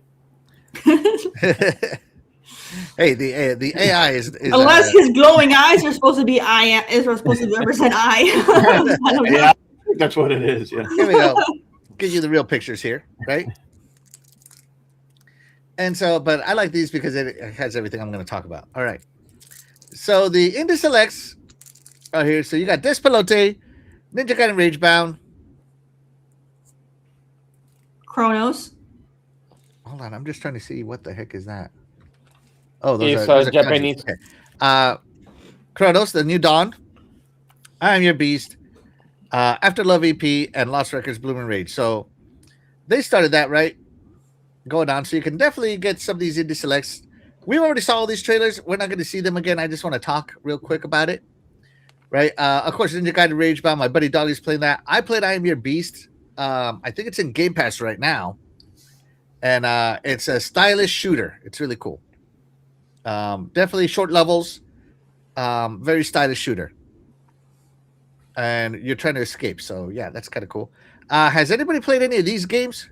Should I? Did you play Despelote? No, I played Ninja Gaiden Ragebound and I beat it. Oh, nice. Nice. Okay. I like- Jared, did you play any? I haven't had a chance to play any. Oh. What about you there, Fastback? No, but I do want to play Chronos. Me too. Okay. Well, out of the 6 games that made the year, that are the top of the year, right? Which one is your standout? Chat, let us know which one is your favorite in the comment as well. We'd love to hear what you have to say out of these 6 games. Terry, which one do you think would be your favorite if you played it? I think Lost Records is probably the top of my list. All right. Lost Records, Bloom and Rage. All right. Shadai, you played Ragebound, but do you think any of these could beat it? Yes, Chronos, The New Dawn. I wanted it. That game never like lower price. I don't know about now, but it's always I think into it the went on 40. sale for like $2. Man, I mean, if that was I the don't case, mean I would have bought it right $2 now. totals, I mean $2 off. Oh God, man, you got me hyped for no reason. Yeah. All right. So Chronos for Shadai, but Ragebound. Okay. What about you, Fastback? Which one of these is your pick? It would be Chronos. My pick would be Ninja Gaiden. I love Ninja Gaiden, so it would be Ninja Gaiden. All right. Yeah. So let me see. Let me see if the chat posted any of their picks. Nope, no picks from the chat. All right. So the Indie Selects happened, right? But part of the Indie anniversary, let me pull this back up here, is 3 Indie Select anniversary dynamic backgrounds are available. Yeah. 3 of them, Terry. Let me see if I can do this. I didn't try this. I just kind of planned on doing this, but I didn't try this officially. Let me see if I can. Hold on, okay.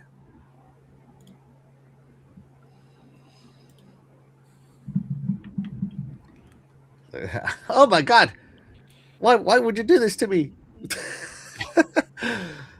And now I'm stuck. Oh my God! Okay, so we got 3 new dynamic backgrounds. Yep. You're dynamic, right?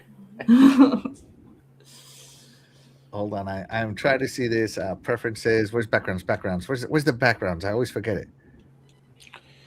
Isn't it preferences? It is in preferences, but I'm trying to remember where. Personalization. There we go. Let's see. Color and theme. My background. Okay, here we go. Share this tab. So this is me connected to my Xbox, right? Let's go to dynamic background, right? So they released some new ones. We're going to go to featured as that's where it should be, right? Let's see. No, maybe under Xbox. Yeah, there we go. Okay. So they released 3 new dynamic backgrounds. They got this one here, right? Which is weird, but it's basically 2 people in an elevator, one going up, one going down. You're gonna fish on a unicycle. Yeah. It's common sense. Going to hell, and the other one's going to heaven. Supposed to invoke indie spirits. Oh my God, we got a Pokemon ball, a ghost Pokemon ball or something. Oh, it's a balloon. It's a Poke balloon. So there you go. We got this one. We got this one right here, Terry. And once it gets loaded, there we go. Oh, everything is moving except the escalator? I thought the escalator would be moving. Okay. I feel ripped. I feel ripped off. The ladders are moving left and right, but the escalator can't go up and down. What the heck? It's broken. Because it's planted down. Right? Right? All right, so we got that one. And finally, we got this one here, which is a fluffy rabbit on some Xbox balloons. So you got 3 new dynamic backgrounds. That's the best one out of the 3. All right, there. Terry answered the question I was going to ask. Which one is your favorite? So this one is Terry's, okay? Shaddai, which one was your favorite? None, because they're both the very first 2 that you showed. They're pretty much the same. You just different style. Yeah, I don't even know what this one is. The Pride right there. See? Oh, Pride. that's ugly as hell. Get that off. I don't know what is that. This one was. But wait Even a that minute. one. Even that one's not good. Like, it's like they just slapped something together quick and called it a day. Like, they weren't trying. They weren't There gotta be trying. something else. Let's Wait a see. minute. They don't have no Women's chronos? History Month. Is this one good, Terry, or bad? It's terrible. Yeah, I agree. But wait a minute. What happened with the chronos? They don't have the chronos? I don't know. We're talking about these backgrounds. These are the ones that they put out.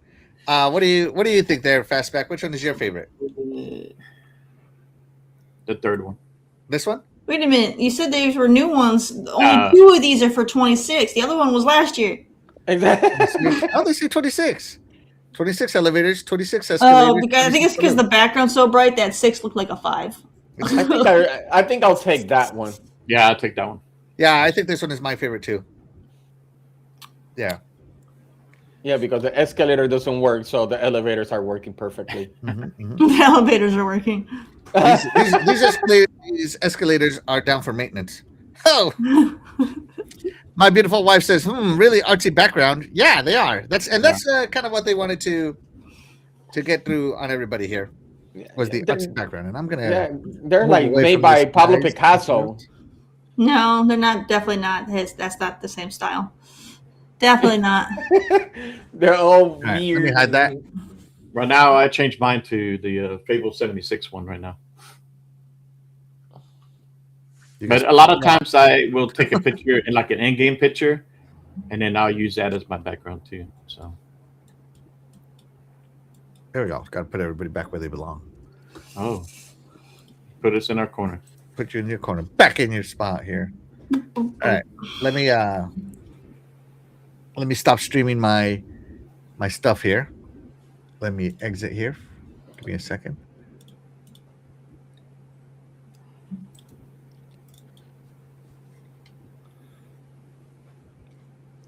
Stop streaming. There we go. Okay, we'll connect back in there in a minute, or do another one on there. So I just did that so I could show you guys. Oh my god, I forgot to show you guys the other half of it. Sorry, my bad.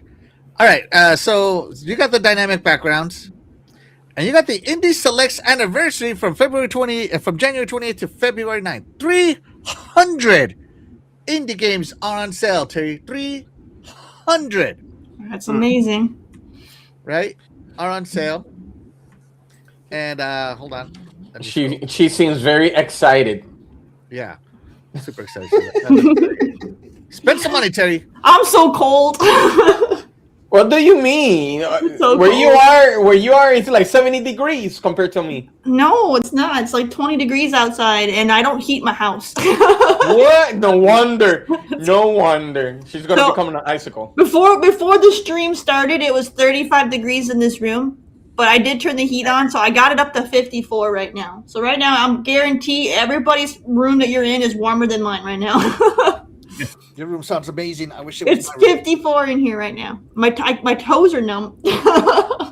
So the Indie Selects anniversary is on right now, everybody. So if you wanted to play some of these Indie Selects or some indies in general, this is like the time to get them because some of these deals are pretty good. Ooh, Sinking City. Yeah, I bought it. $7. And look, Indie Selects anniversary sale. All of these, right? Wait a So minute. yeah, you can definitely get you some. Does it say the Chrono one? Because when I check on my phone, it says $60. That's the Shaddai price. Oh yeah. It's the Samsui price. Yeah. The revenue price. The revenue price. Discounted price. Let's see. Where is Chronos on here? That's a good question. Let me see. Yeah, I don't see it. Remember, that's in chronological order. Crow. Nope, no Chronos. Not part of it. It Pay does up. have crowns and Right. Crowns and Pawns. I think I played that on PC. That's a point and click. Yeah. Ew. Lots of games are on there. Hey, don't be hating on point and click. Some of the best games are point and click. Creepy redneck dinosaur. Yeah. What the heck? Yeah. Like Monkey Island. People love Monkey Island. That point and click. Look at Glinger, man. Turn your mind. Get your mind out of the gutter, Glinger.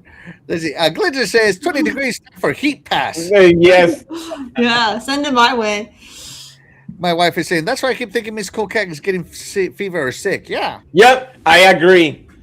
Look, I am the only person in the South who doesn't run heat. Okay, because I am a northerner, and I refuse to turn the heat. Wait. So you're northerner and you're cold, really? Yeah, because you don't understand. It's different. So, like up north in Wisconsin, yeah, I mean, I'm used to it being like 20 below outside in the winter, but it's different because the winter season, from like October all the way through like March, the temperature just gradually just gets lower and lower, so you're able to adjust to it, so it's not that big a deal.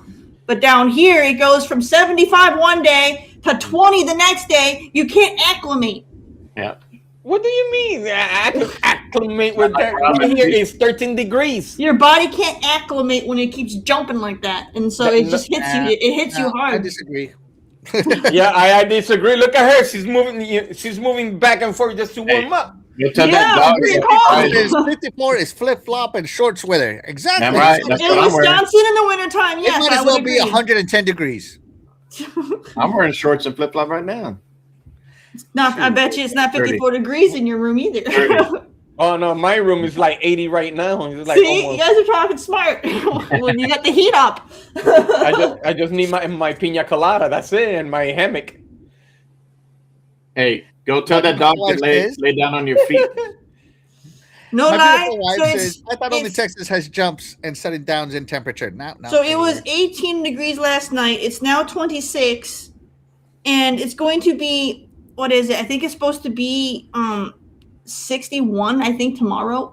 Look at that! Look at We're that! going from 20 to 60. It's like your body can't acclimate.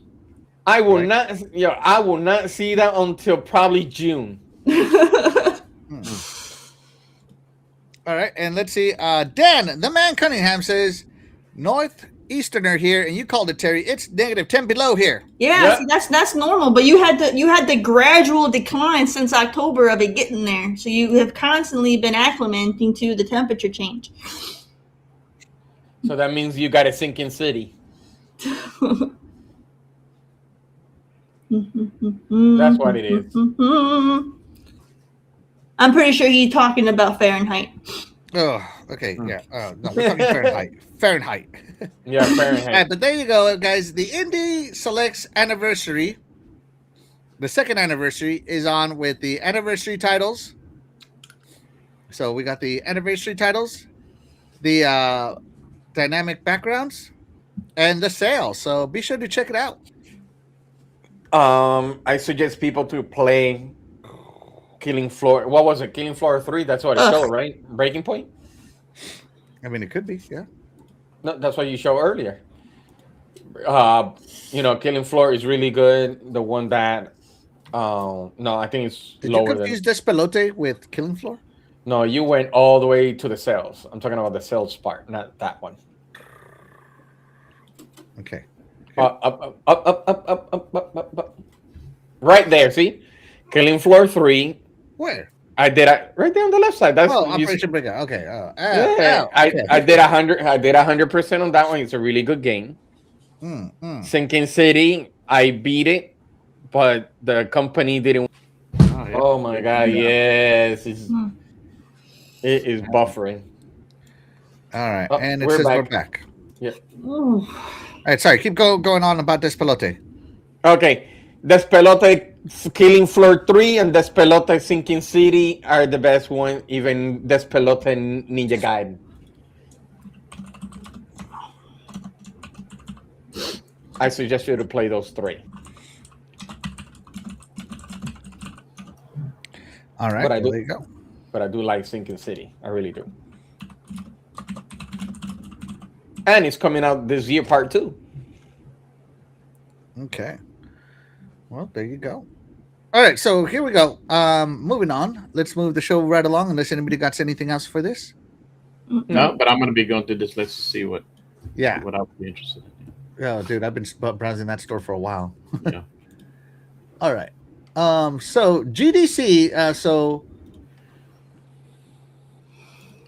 Video Games Chronicle surveyed people at the GDC, which is the Game Developers Conference, and they asked 2,300 game industry professionals who would they prefer to develop for.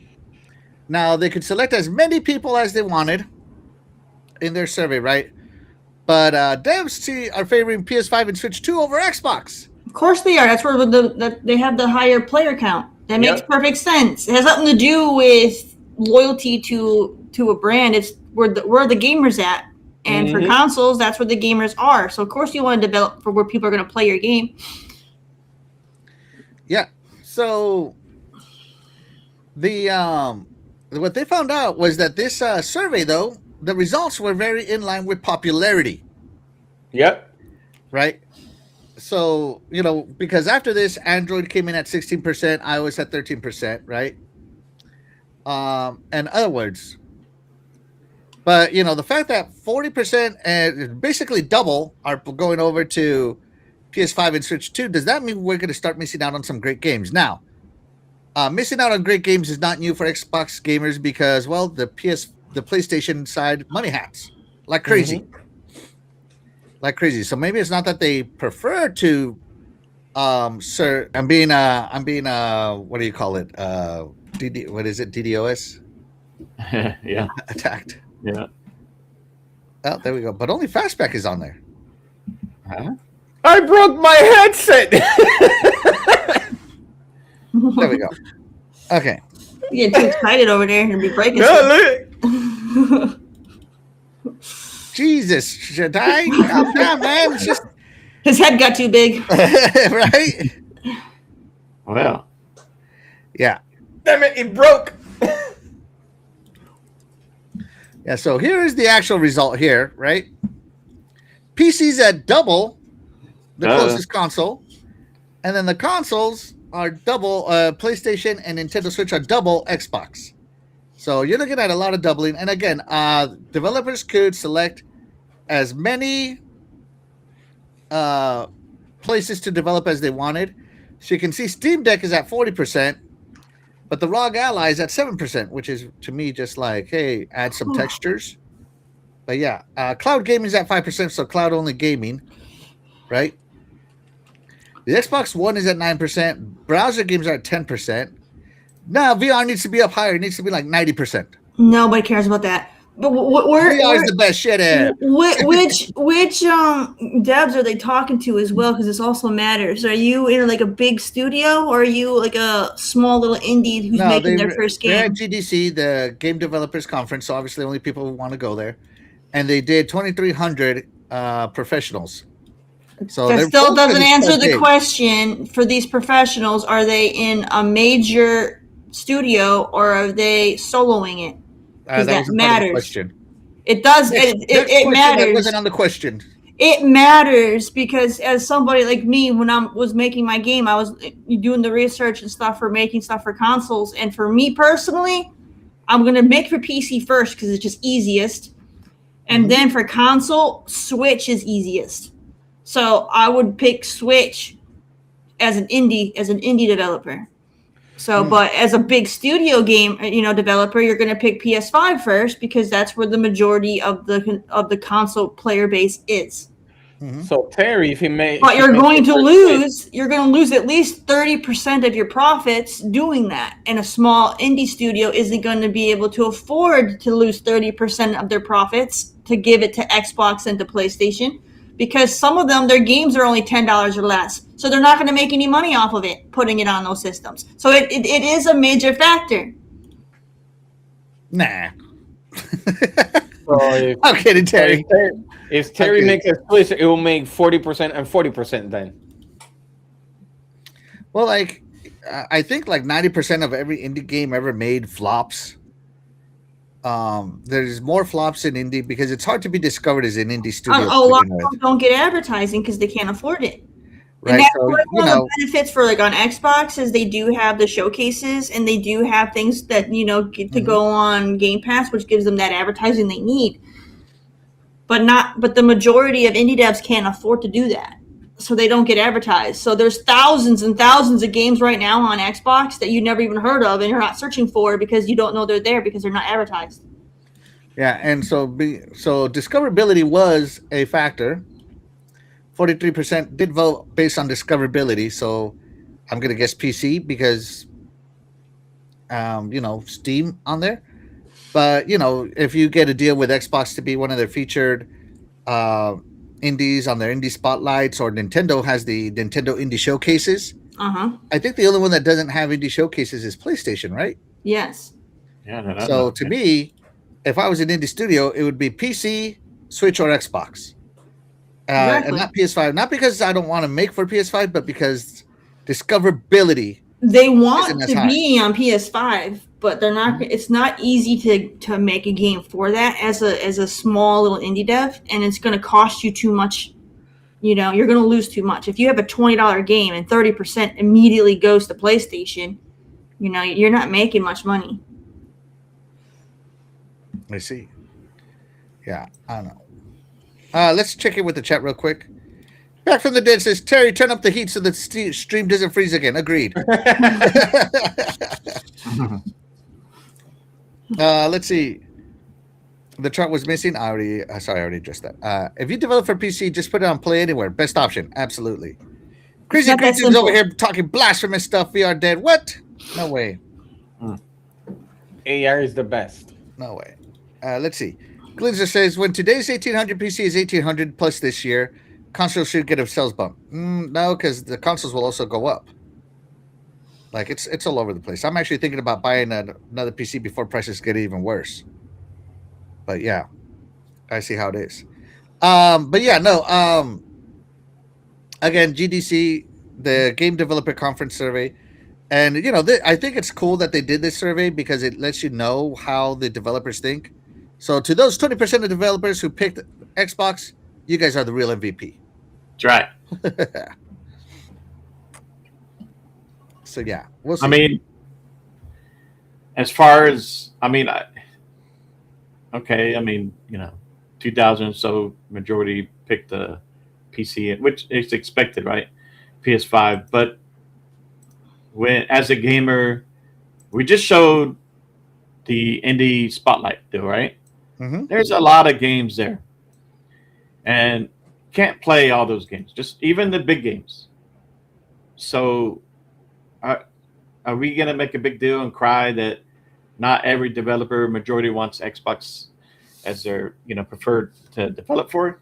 No. Yes. But can now can Xbox, Microsoft do something to improve that relationship or something with developers? Yeah. Which they say every year they are working, they're trying to do things, make the easier to develop software and this and that. You can't please everybody. There's a lot of developers, and they choose where they want to go. I mean, and maybe they're not happy. Xbox is, maybe Xbox looked at their game and like, we're not gonna take a chance on you. We got other people that But at the same time, remember what was this game again?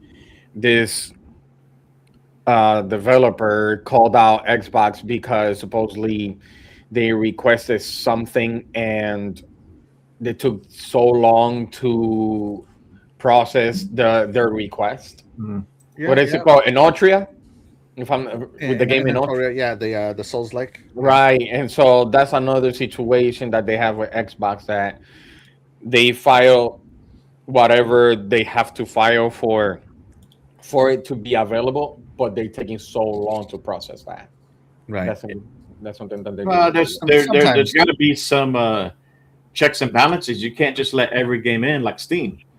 I mean, you go look at Steam, you can have a lot of crap games on there that you're like, oh what? man, and What is Nintendo this? too. Oh my god! But when it comes to money, Is that who what you cares? care about? Is that what you care about, or do you No, want that's good fine. quality games?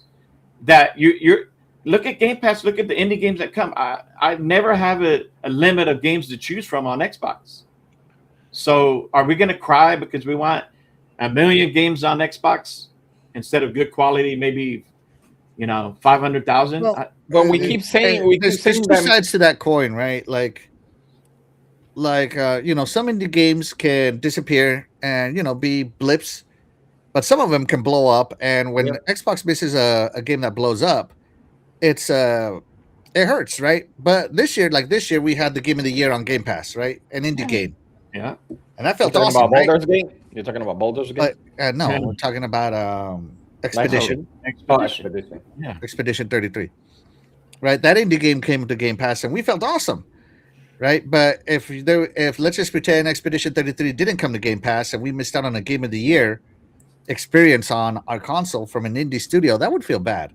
Yeah. But that's a risk you have to take. It's a dual-sided coin. You can't support everything, You can. and sometimes when you do support it, you get lucky, and sometimes when you don't support it, you get unlucky.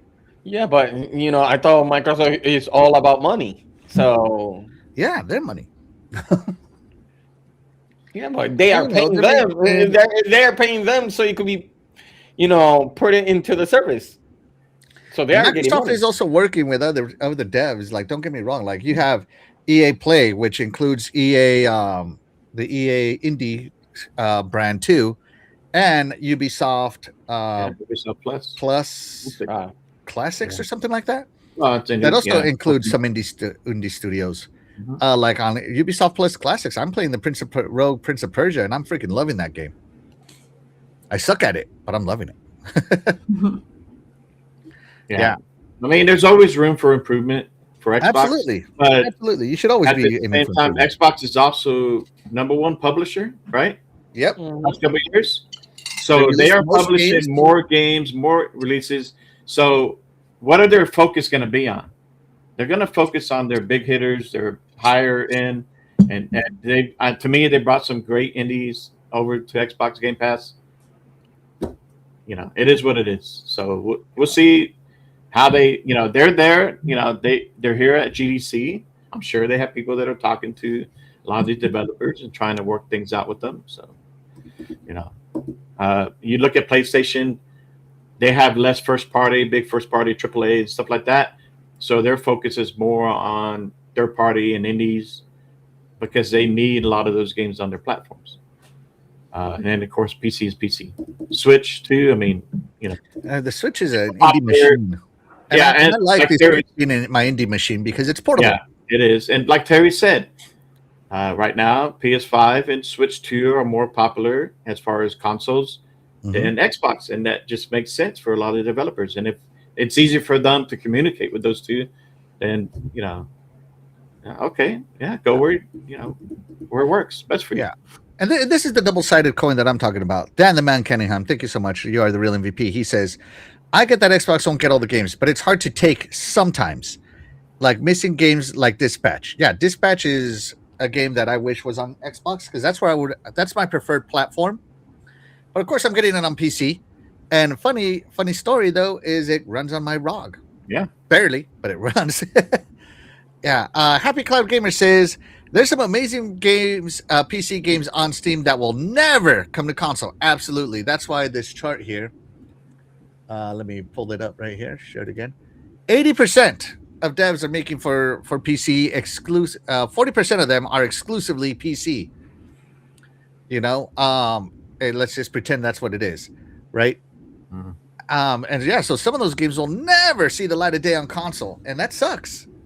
But some games don't transition to console either. Like RTS games don't transition well. Yeah. And that's just what happens. So, what is Xbox doing right now? Like with the ROG Ally, with They're bridging that gap, that PC Okay. gap. So does this matter when the next gen console is going to have that hybrid? Does it matter when you can play every game you want on? And that's right. You can load your Steam games on Yep. the ROG Ally. Yeah. Yep. So So to me, Xbox is addressing that too. yep. Good So point. this is moot to me.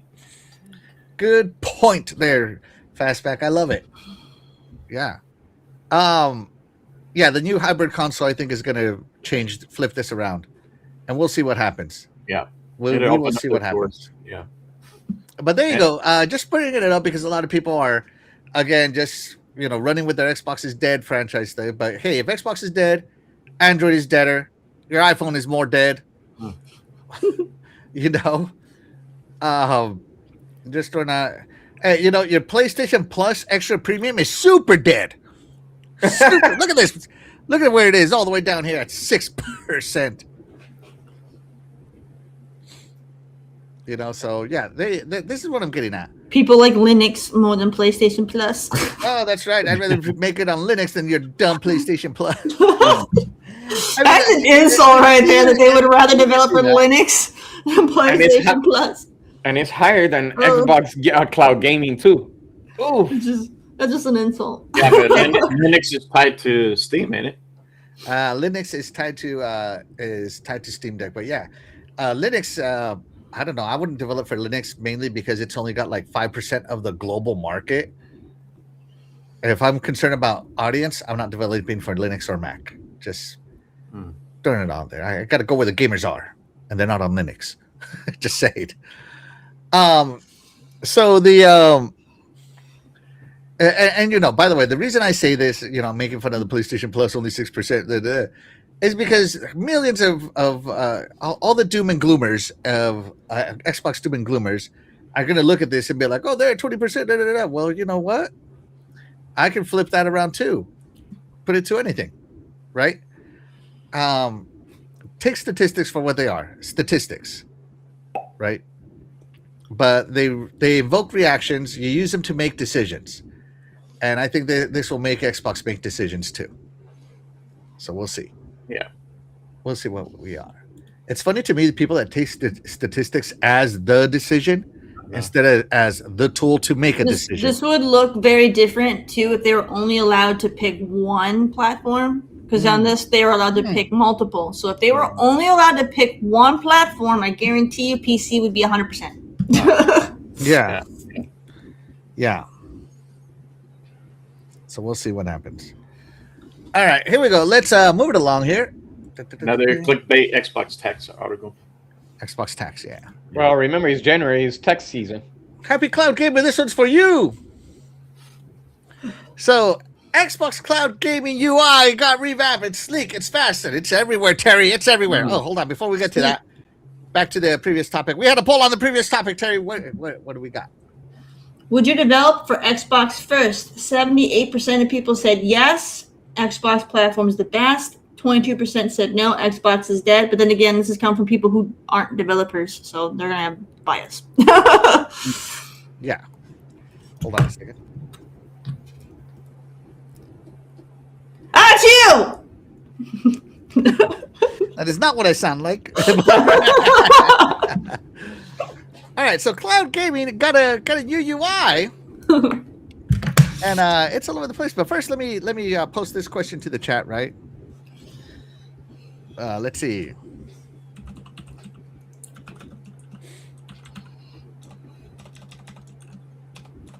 Hold on. Let's see. Cloud TV. Hold on. Cloud.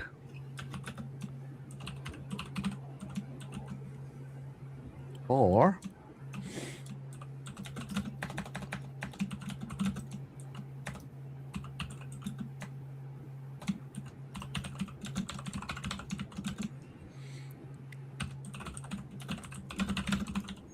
okay.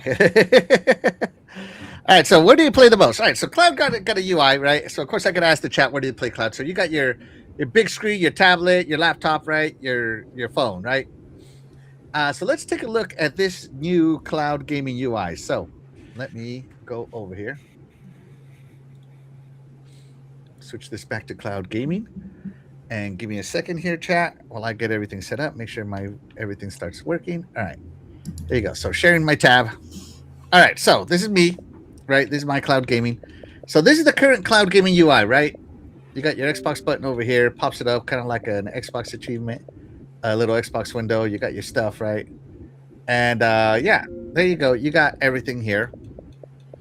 You got access to your storefronts here, recently added, popular on cloud, Ubisoft classics, stream your own games, genres, and stuff, right? So you can see this is the Cloud Gaming UI. But if you go over here to your profile, you go to settings, right? And you go down here and click preview features, enable preview features, right? You hit yes, and you give it a few seconds here, and you should have to reload. Give me a second. You should have to reload. Yeah, there goes the Xbox Cloud 6%.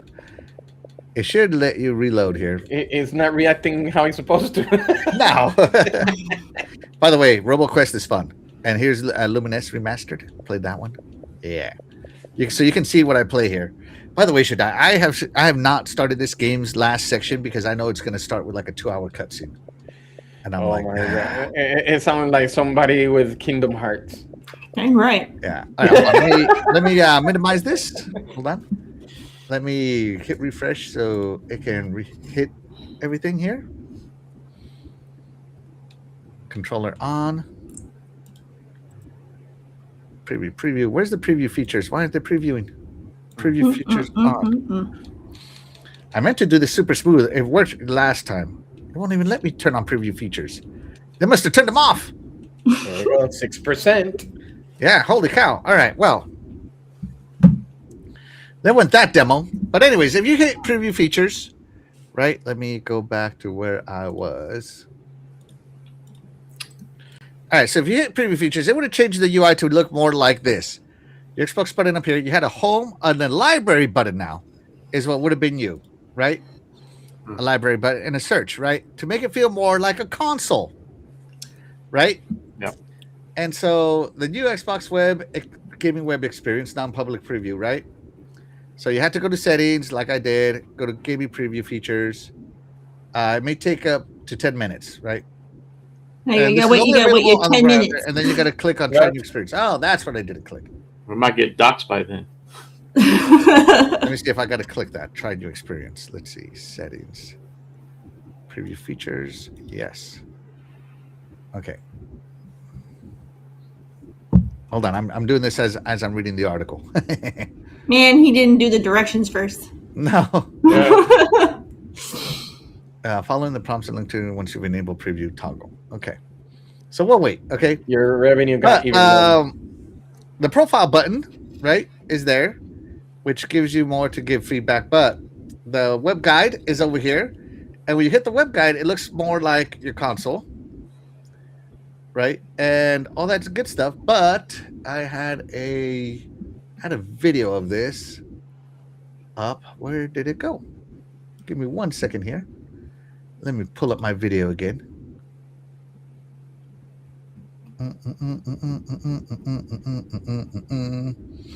Scroll. Video. Here we go. Video. Oh. Video. Here we go. It's loading. It's enhancing, guys. All right, so here we go. So here's a video from Tom Warren. So this is his Xbox. And he has the preview loaded, right? So you can see, and I'm going to scroll over. You see the new layout. Transparencies are on. All that good stuff is going on here on the new web layout. And then you have but I want him to go over to the library because that's where the biggest changes are. Here we go. So he's hitting the home button. And when you hit the library now, you have My Games, the full library, owned, Game Pass, and EA Play. You can sort, filter, all that good stuff that you can do on our Ally on the Xbox full screen experience, right? Wait, where's the Ubisoft tab? Because Ubisoft Classics is part of it now. But not part of cloud gaming. Jerks. Yeah, remember remember during that whole ABK, Ubisoft is providing the cloud service for Call of Duty. Yeah. Right. I don't know. Yeah, I wish they would. Mm-hmm. All right, so back to my screen here. So you can see here that the library changes to more look like the Xbox full screen experience. For those of you who do have the Xbox full screen experience, this is it. Mm-hmm. And Xbox has said that the Xbox full screen experience is more like the future UI. And you can see. So they're rolling it out now to cloud gaming. And I'm going to assume that eventually they're going to roll it out to console as well. You can see that Tom Warren plays Avatar. He doesn't play Halo. Because they have a check mark on it. He doesn't have that stuff. There you go. There's Ubisoft right there, Terry. But it's probably one of his owned games, right? So you can see that. Not currently installed, but Avatar is. And so this is cloud gaming. He has 73 owned games, right? You can click on the games you own that are Xbox Play Anywhere, stream your own game. Mm-hmm. And I'm going to skip all that he's doing. Going over here. That was a good game. And it feels a lot more snappy, being honest. When I enabled it last night, it felt a lot more snappy. And you can go over to, let's see if he does. He doesn't really do it. He does. You can go to the Game Pass. There we go. Go to Game Pass. Ugh. But you can see the way it's animated, totally different, totally new. And so the new UI is meant to look more like the Xbox full screen experience. My Little Pony. My Little Pony. Game of the year. Heck yeah. Oh, the bronies are going to come out of the woodwork. Oh, no. So there you go. This is the new Xbox Cloud UI made to look more like the what's the word I'm looking for here? Like the Xbox full screen experience, to make it more console-esque. Yeah. Right? Oh. So there you go. Oh, but pause the show. Terry, we got a super chat. Go ahead, take it away. We got $10 from D coming in hot saying good morning. Good morning, D. Thank you so much. Good morning. Thank you so much for being here. You're the real MVP. Appreciate you hitting that. All right. Sorry. So let's see. Let's see what the chat has to say. Where are we at? Here we go. Okay, so let's see. So Happy Cloud Gamer says cloud gaming is the true next gen. It really is looking like that. Shout out to Noof. Thank you so much for being here. You are the real MVP. Appreciate you, buddy. Let's see. Let's see. I thought there'd be a PS5 cover on PS5 on the cover of My Little Pony. Oh, let's see. It's okay, Axel. I know you're a brony. I remember brony being a thing like in the early 2000s. It's weird. That was guys that were into My Little Pony, and they were my husband was one. He even made My Little Pony Sonic crossover fan fictions. Oh my God, your husband is a brony? Yeah. He's not anymore. Like he hasn't done anything with it, since. But he was in that phase. I see. Mm-hmm. I see. So yeah. By the way, mine still hasn't loaded any of the preview features, so I don't know what's going on. It did it so instantly last night, and I have no idea why it's not doing it. Yeah, the Denver Bronies.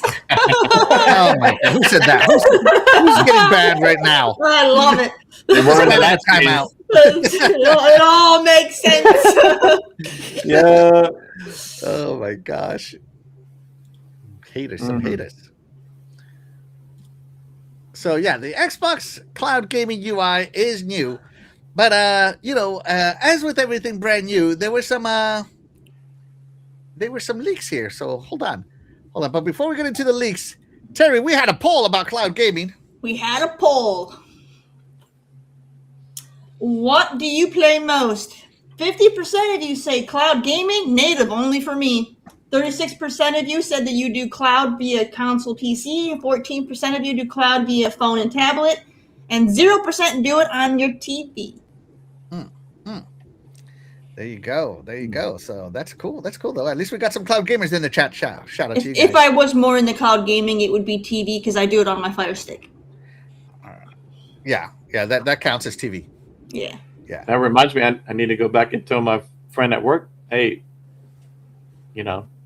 get your kid to play on the TV now.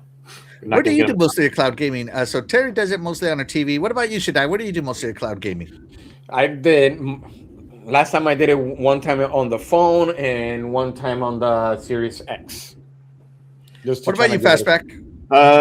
It would be on the console or even the ROG. Like if I just want to check a game out without downloading it, then that's what I'll do. I use it everywhere, but I would say I mostly use it on my ROG now. Yeah. But before that, I was mostly using it on my PC sitting right here because it gets the best latency base. For some reason, it just works great, especially with the Xbox app. I don't know. I freaking love cloud gaming. I think it's awesome. If I don't feel like waiting for the download, cloud game. And I play Forza all the time on cloud gaming and Flight Simulator because those are massive installs. So yeah. And the best part about it too is that it includes my DLC. It downloads my DLC onto the cloud server. That's kind of cool. Okay, so does this new UI though, Terry, make this feel more like console worthy? Are they merging all their UIs now? The Xbox UI, the console UI, the PC UI, the cloud UI. It looks like they're all going towards the Xbox full screen experience style. Is that very console worthy to you, Terry? I mean, I suppose. I mean, to me, the for me personally, because the changes were so subtle that it didn't really change much from my perspective to where it matters. Isn't. It's intuitive too. It's so to me, it don't matter. It doesn't. They're minute changes, but some people, are going to care more than I care about it. Mm-hmm. But I mean, I don't care either way how the UI is, whether it's more like console or not, as long as it's fluid and I can find what I need to find. That's all I care about. All right. Well, there you go. What about you, Shaddai? Do you think this is more console-esque? I know you are a console purist.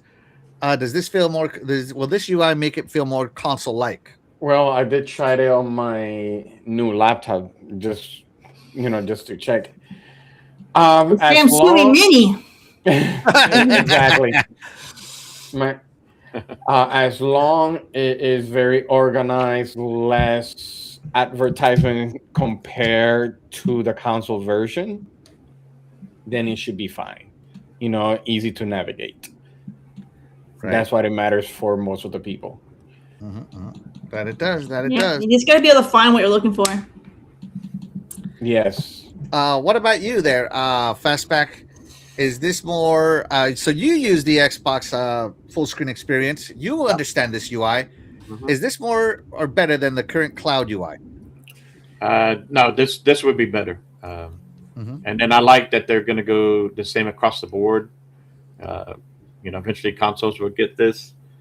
To me, it just makes it easier for them to manage, right? Instead of having different types of, OS or look to it, different platforms. So this makes sense to try to keep it clean, keep it simple, easy to navigate. That's the way to go. So. Absolutely. So I use the Xbox full screen experience on my ROG, and I am 100% used to it. It was fairly intuitive compared to the current UI. The cloud UI, nothing was wrong with it. It was just simplistic and it was missing stuff. So the fact now that they're adding my library, so I can, like before on the old cloud UI, if I wanted to stream my games, I had to go down to the stream your own game section, open it up, scroll through like 500 games till I found the one I wanted, and then load it.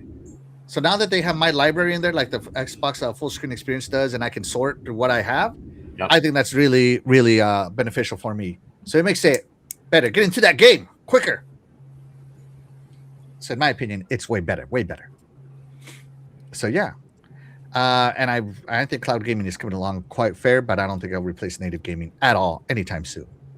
No, but it's going that way, right? Yeah, I know they want it to be that way because they want to control everything, but I don't think if the ISPs, I know everybody's trying to make their money, and if everything switches over to cloud gaming only, the ISPs are gonna freaking overload.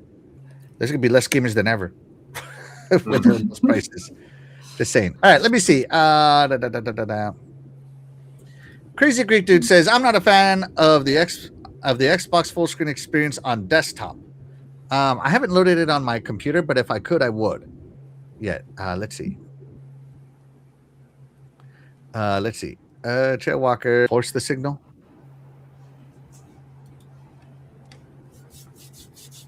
There it goes. Oh, that worked. All right, so I found a new trick. Okay. All right, there we go. Splendiferous, thank you so much for being here. You're the real MVP. Says, morning, what's up? Thank you so much for being here. Let's see. Check out the desktop mode as well. I have no idea what that is on cloud gaming. Sorry. Back from the dead is saying hello to all kinds of people. Let's see.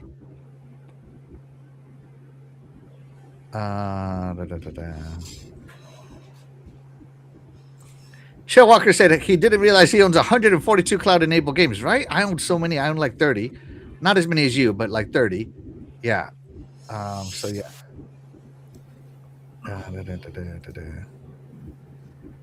It has to be a setting, bro. Yeah, I'm thinking it's because I have ads turned off and YouTube is trying to load ads and it doesn't let it. So it's weird. Glitzer says, it usually doesn't take this long. Oh, the joke's to be had here. Oh. But there you go. The new gaming UI. I think it's great that they're making it all a single UI. This was the dream with the Xbox One, and it's finally coming together 10 years later. Yeah, but I like it. I'm looking at it on my computer, and to me, that's great. Yeah, it looks fantastic. Yeah. But with this new UI came another little leak here. Let's take a look at it, shall we? Let me load up this YouTube video. Hopefully, it doesn't get anything. So this is from the True Gaming Network. They captured this, and this is what happened here. Let's take a look at it, shall we? So the guy's running around. I don't even know what game this is, right? He's capturing. Oh, what's that just popped up? Do you see it? Let's see it again. Let's see it. Let's take a look at it again, shall we? Let me go back far enough. Look what just pops up. Boom, boom. That doesn't look normal, does it? The achievement. The achievement looks a little different, right? And he keeps running around. He's over here playing Doom, killing John Romero here. And here's another achievement, a little different, a little different looking. That doesn't look like what I'm used to here. So there you go. Achievements appear to be getting a reworked to certain colors, regular achievements and diamond achievements. Now, I don't like that the achievements aren't as animated. They're less animated than they are now. Because I got to tell you, I love the sound my achievements make when I pop a rare achievement. Yeah. It would have been nice if you have the gem, like, spinning. Yeah. Yeah. Yeah. Oh, shout out to Splendiferous. Pause the show. We got a super chat in here. As soon as it pops up, hold on. I see it, Splendiferous. Hold on. It's got to load into my streaming window. Here we go. Terry, we got sorry. Terry's not here. Fastback, we got a super chat. Take it away. Yo, $2 from Splendiferous. It should be a 4-hour show. That's why it does that jinking. Yeah, there you go. I think the length of the show has something to do with it too. Yeah. Yeah. So there you go. Achievements are getting the rework. Xbox fans, not me, but some Xbox fans have been asking for the achievements to get reworked. And some people are complaining because if you look at the way these achievements pop up, let me go back here. They're not quite as animated as the current ones. If you know what I mean here, right? So along with the new UI preview, the new achievements preview too. Interesting. Now, some people are saying that this might be simplistic to, bring down the bit rates, but they look a lot less achievy than they previously were, if you ask me. Oh. So I like the look, but I don't like the way it pops up. Like I like the way my rare achievement looks when I pop it. Let me see if I can load it up. So these won't have the sound? They didn't. Yeah, but it doesn't have the game preview. Oh, pause the show. Dave Reezy dropped in with a super chat. Shaddai, your turn. Take it away. $2 from Dave Reezy. Xbox rare achievement is my phone notification. Oh yeah, no, that's a cool sound. Oh, that would be cool. Oh, good idea. I might do that myself. Yeah, I might do that myself. Man, but we do need that animation because that looks like so old. Like in the past, that's it. Yeah. Let me see. Xbox achievements. Make it a real diamond that it sparkles and spins. The same thing with the. And I think that achievement is a platinum achievement. It's not a goal like when you're trying to do 100%. It doesn't do anything. So like the current achievements, right? They pop like this. Hold on, I found a video. So this is just for reference. I'm not trying to steal this guy's content or anything, right? So Richter, this is his stuff, right? And so the current achievements pop like this. You get the sound, you get the everything, right? And it spins. And it spins, right? Right. So that's kind of what the achievements look like now. And I like the animation. I don't think the Xbox achievements are terrible, right? So we'll see. I would rather have the achievements kind of be, let's say, for like a rare one, it would be like the old school OG Xbox, maybe boot up sound or something like that, like or like a Halo symbol, like the Master Chief symbol, or something that's tied to Xbox, like characters, famous characters, like either Master Chief or something, that pop up instead of. These are generic. So I'd rather have something like that. Yeah. That's me. I don't know, like I like the way the current achievements are going. I don't understand why people are saying they want to rework. Maybe and I think the people that want the rework are the achievement hunters because, if I 1,000 a game, I should get a special achievement noise or something, is what they're saying. Because on the competition, you get bronze trophies, silver trophies, gold trophies, and then when you 1,000 the game, you get a special platinum. Yeah, so in truth, what they really want is a special, platinum trophy from Xbox to show that they 1,000 the game. What people want is what we used to have during the 360. That every single time when you play something, they will give you something free for the avatar. That was really cool. That's what made avatars really cool. That they were avatars things lined up with achievements, so it made you want to hunt for those outfits, made you want to hunt for those things. Right. I do remember So that. But also in the 360, you could play with your avatar in certain games. You can't do that anymore. I think that's something that's really missing from today. and just in case a lot of people say, what's the point of doing achievement? It doesn't give you anything. Bragging rights, brother. Bragging rights. Well, I don't. Well, it used to be. Now, well, I get it. It's just more like there's some I don't know about now, but I know in the past when you do achievements, it will go to your Microsoft rewards. Mm-hmm. So it used to be like that. So I don't know what happened now with the achievements. Yo, in time for Terry. Yeah, and time for Terry. Stop the show. Split difference with the super chat. Terry, take it away. Splendipers with the $5. My daughter plays Wobbly Life on her tablet in cloud gaming. Most of the time it runs pretty flawlessly. Her achievements make the same sound, but quick. There you go. See? And So shout out say- to Split Difference. Thank you so much for being here. You're the super MVP. Appreciate you, buddy. So the noise is gonna be Splenda. Splenda. Instead of saying, Give me that Halo, the rare achievement. It'll be Master Chief, and then it goes the song. Yeah, the hymn. Oh my god, that would be so Yeah. cool. Oh, you know what? Maybe that's what the new achievement needs to be. Yeah, You can either have stock sounds or you could select the sound for certain types of achievements. yeah. That would be Give us cool. some control. That's what I would love. Mm. So I would love it, right? I would love it. Yeah.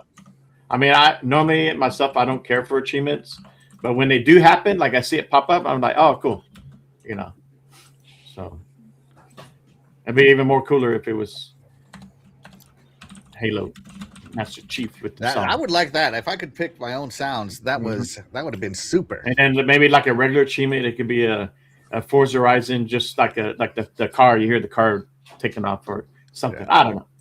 Yeah. Dopamine sounds. Yeah, absolutely. Let me check it with the chat real quick because they're going off here. Let's see. Let's see. Chair Walker said, so the new cloud experience has the console mode that is the default with the option to change to desktop mode, which looks like the PC Xbox app. Well, it's more like the Xbox full screen experience. The desktop app, kind of like the full screen experience. It's a weird one. Yeah. Splendifer says achievements are beautiful.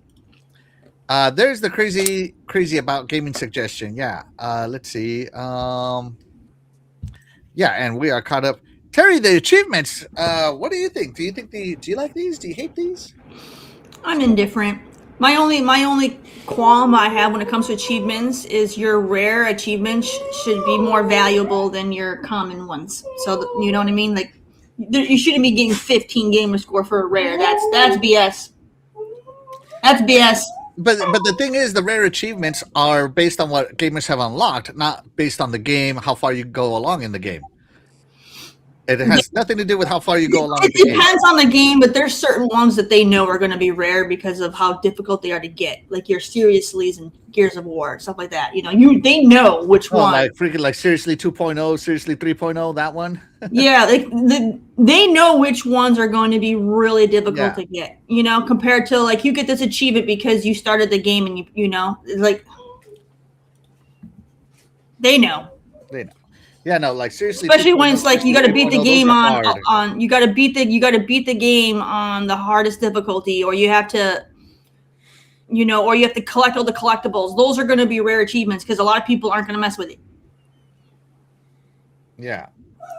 Yeah. And they know. Like, halfway through the game, everything turned out to be a rare achievement after that. So yeah, it would be cool if the achievements are tied to your reward points.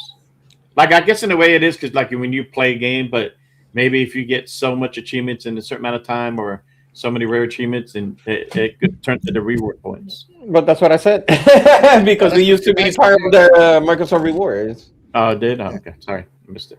Yeah. But yeah, no. I think there's definitely a lot to go with achievements. They could definitely make it worthwhile. I think the reason they don't tie it to reward points is because of the achievement hunters. Those guys would just freaking. Oh yeah, they would farm points. They would farm for points money. like crazy. Hey, it's called hard work because I do the same thing. Maybe they could do like a max a month. You know, like, hey, you can only unlock. Yeah, like, they'd have to put a cap on it for sure. A cap on it, but to help with the abuse. Because people would. Mm-hmm. They just go buy all those $2 games that they can get an easy 100 points or whatever. No, I don't want one of those. Like if you get this many points, you could go for a Game Pass, free Game Pass. No, I don't want that crap. I want that. Chair Walker says some rare achievements trigger just because you got there first. I tend to get them a lot in early access games. Yeah, I agree with that because if less than 10% of all gamers have unlocked that achievement, it's a rare achievement. It's considered rare. But I do agree there needs to be like a super sound, like maybe a golden achievement for finishing the game on any ending. You know, a super duper awesome achievement. I don't want to call it a platinum achievement, but something achievement for 1,000 in a game. Maybe, I don't know, a special achievement that says 1,000 on there. Completion, you know. I think those are the ones that gamers really want because they want to be recognized for their effort. I personally don't mind the regular and rare right now, but there's definitely ways to go on there. And if you could customize that sound, oh man, oh my gosh. Get ready to hear some epic achievements. Or you put your own music into that when it pops up. I highly doubt it, man. That's so many violations. Anyways, the achievements are getting reworked along with the new UI rework. So, be sure to send some feedback. Let them know what you want. And some people are split right now because the current one, it spins, it turns around. It's a cool animation with the Xbox. This one is just like it pops up and moves over. It's very bland in the animation section, if you ask me. It's gonna look like a pop-up ad. That's all. Yeah. So I have all my notifications turned off on my Xbox, so I never see those. I love seeing them. I love seeing the achievements. I'm not an achievement hunter, but I love unlocking them just by playing. All right. And that's it for the topics I have today. Terry, I saw you shared a topic. Do you want to share? Do you want me to talk about it? Just quickly. Because quickly, because it's not that big. It's not that big a news, but I saw this one and I'm like, nobody knows what those games are. So that's why. Oh, but before we get off the achievement talk, we had a poll, Terry, with the chat. We had the poll. All right. Do you like the new achievement update? 43% of you said yes, newer is better, and another 43% of you said you don't care. And 14% prefer the current ones over the new ones. Wow. There you go. And shout out to the chat. You guys are still awesome. The chat has spoken. So, there we go. Terry, I'll let you take this one away. So last week we had talked about how there were a bunch of game cancellations and stuff. Mm-hmm. And most of them were games that were unannounced. But recently we find out that, we got two more that were also going to be available here on Xbox that were canceled. This one here, I believe, was first announced last March. Yeah, Ex Voto. So it looked cool. There are some people that are, disappointed that we're excited for this game. So, it's always different when it's a game that's been announced and gets canceled versus them canceling unannounced games. I know. She's getting impatient. She wants to be fed now. Wow. Yeah, no. Ex Voto, I didn't care for it, but I think it got money hatted. But the reason they gave was, we're an indie developer and we had to start prioritizing. Is basically what they said. But I think it got money hatted personally. There goes the poll. 40% to PS. Because it got announced for Xbox is my point. It got announced.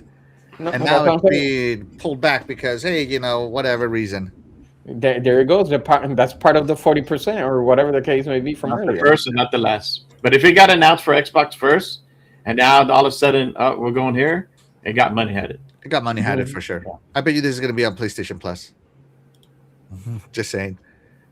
Close that. All right, I have 13. Xbox games canceled. Trigger that pooch. Yeah. So that's Ex Voto. The other one is the Nickelodeon Splat Pack.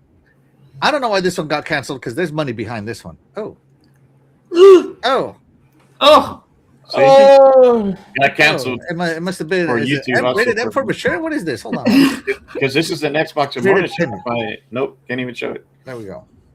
So Nickelodeon Splat Pack got canceled, which is Rocco's Modern Life, which is just remakes, really. Guts. yeah. If you remember, I used to watch Guts. I used to watch that show as a kid. Yeah, I did. And I wasn't this a one kid, but I is, used to watch Real it. Monsters. Yeah. Me personally, this is not a loss, but I don't know if this would be targeted towards younger audiences because they have no No. memories of these games. Yeah, this is definitely for the retro gamer. This is Yeah. for the retro gamer. Yeah, my daughter wouldn't know none of this. Yeah, so this one got Classic canceled for Nickelodeon. some reason, which I don't understand why. There's money behind this studio. You know, so there and used it's to be. yeah, so there you go. Shout out to Harry Balzac. Thank you so much for being here. You are the real MVP. He says Xbox is dead. Why does Sony keep money hiding? Good question. Good question there. Because that's all they know how to do. It's worked for them for 20 years, my friend. 30 years now. Mhm. Yeah. Yes, And shout out sweetie. to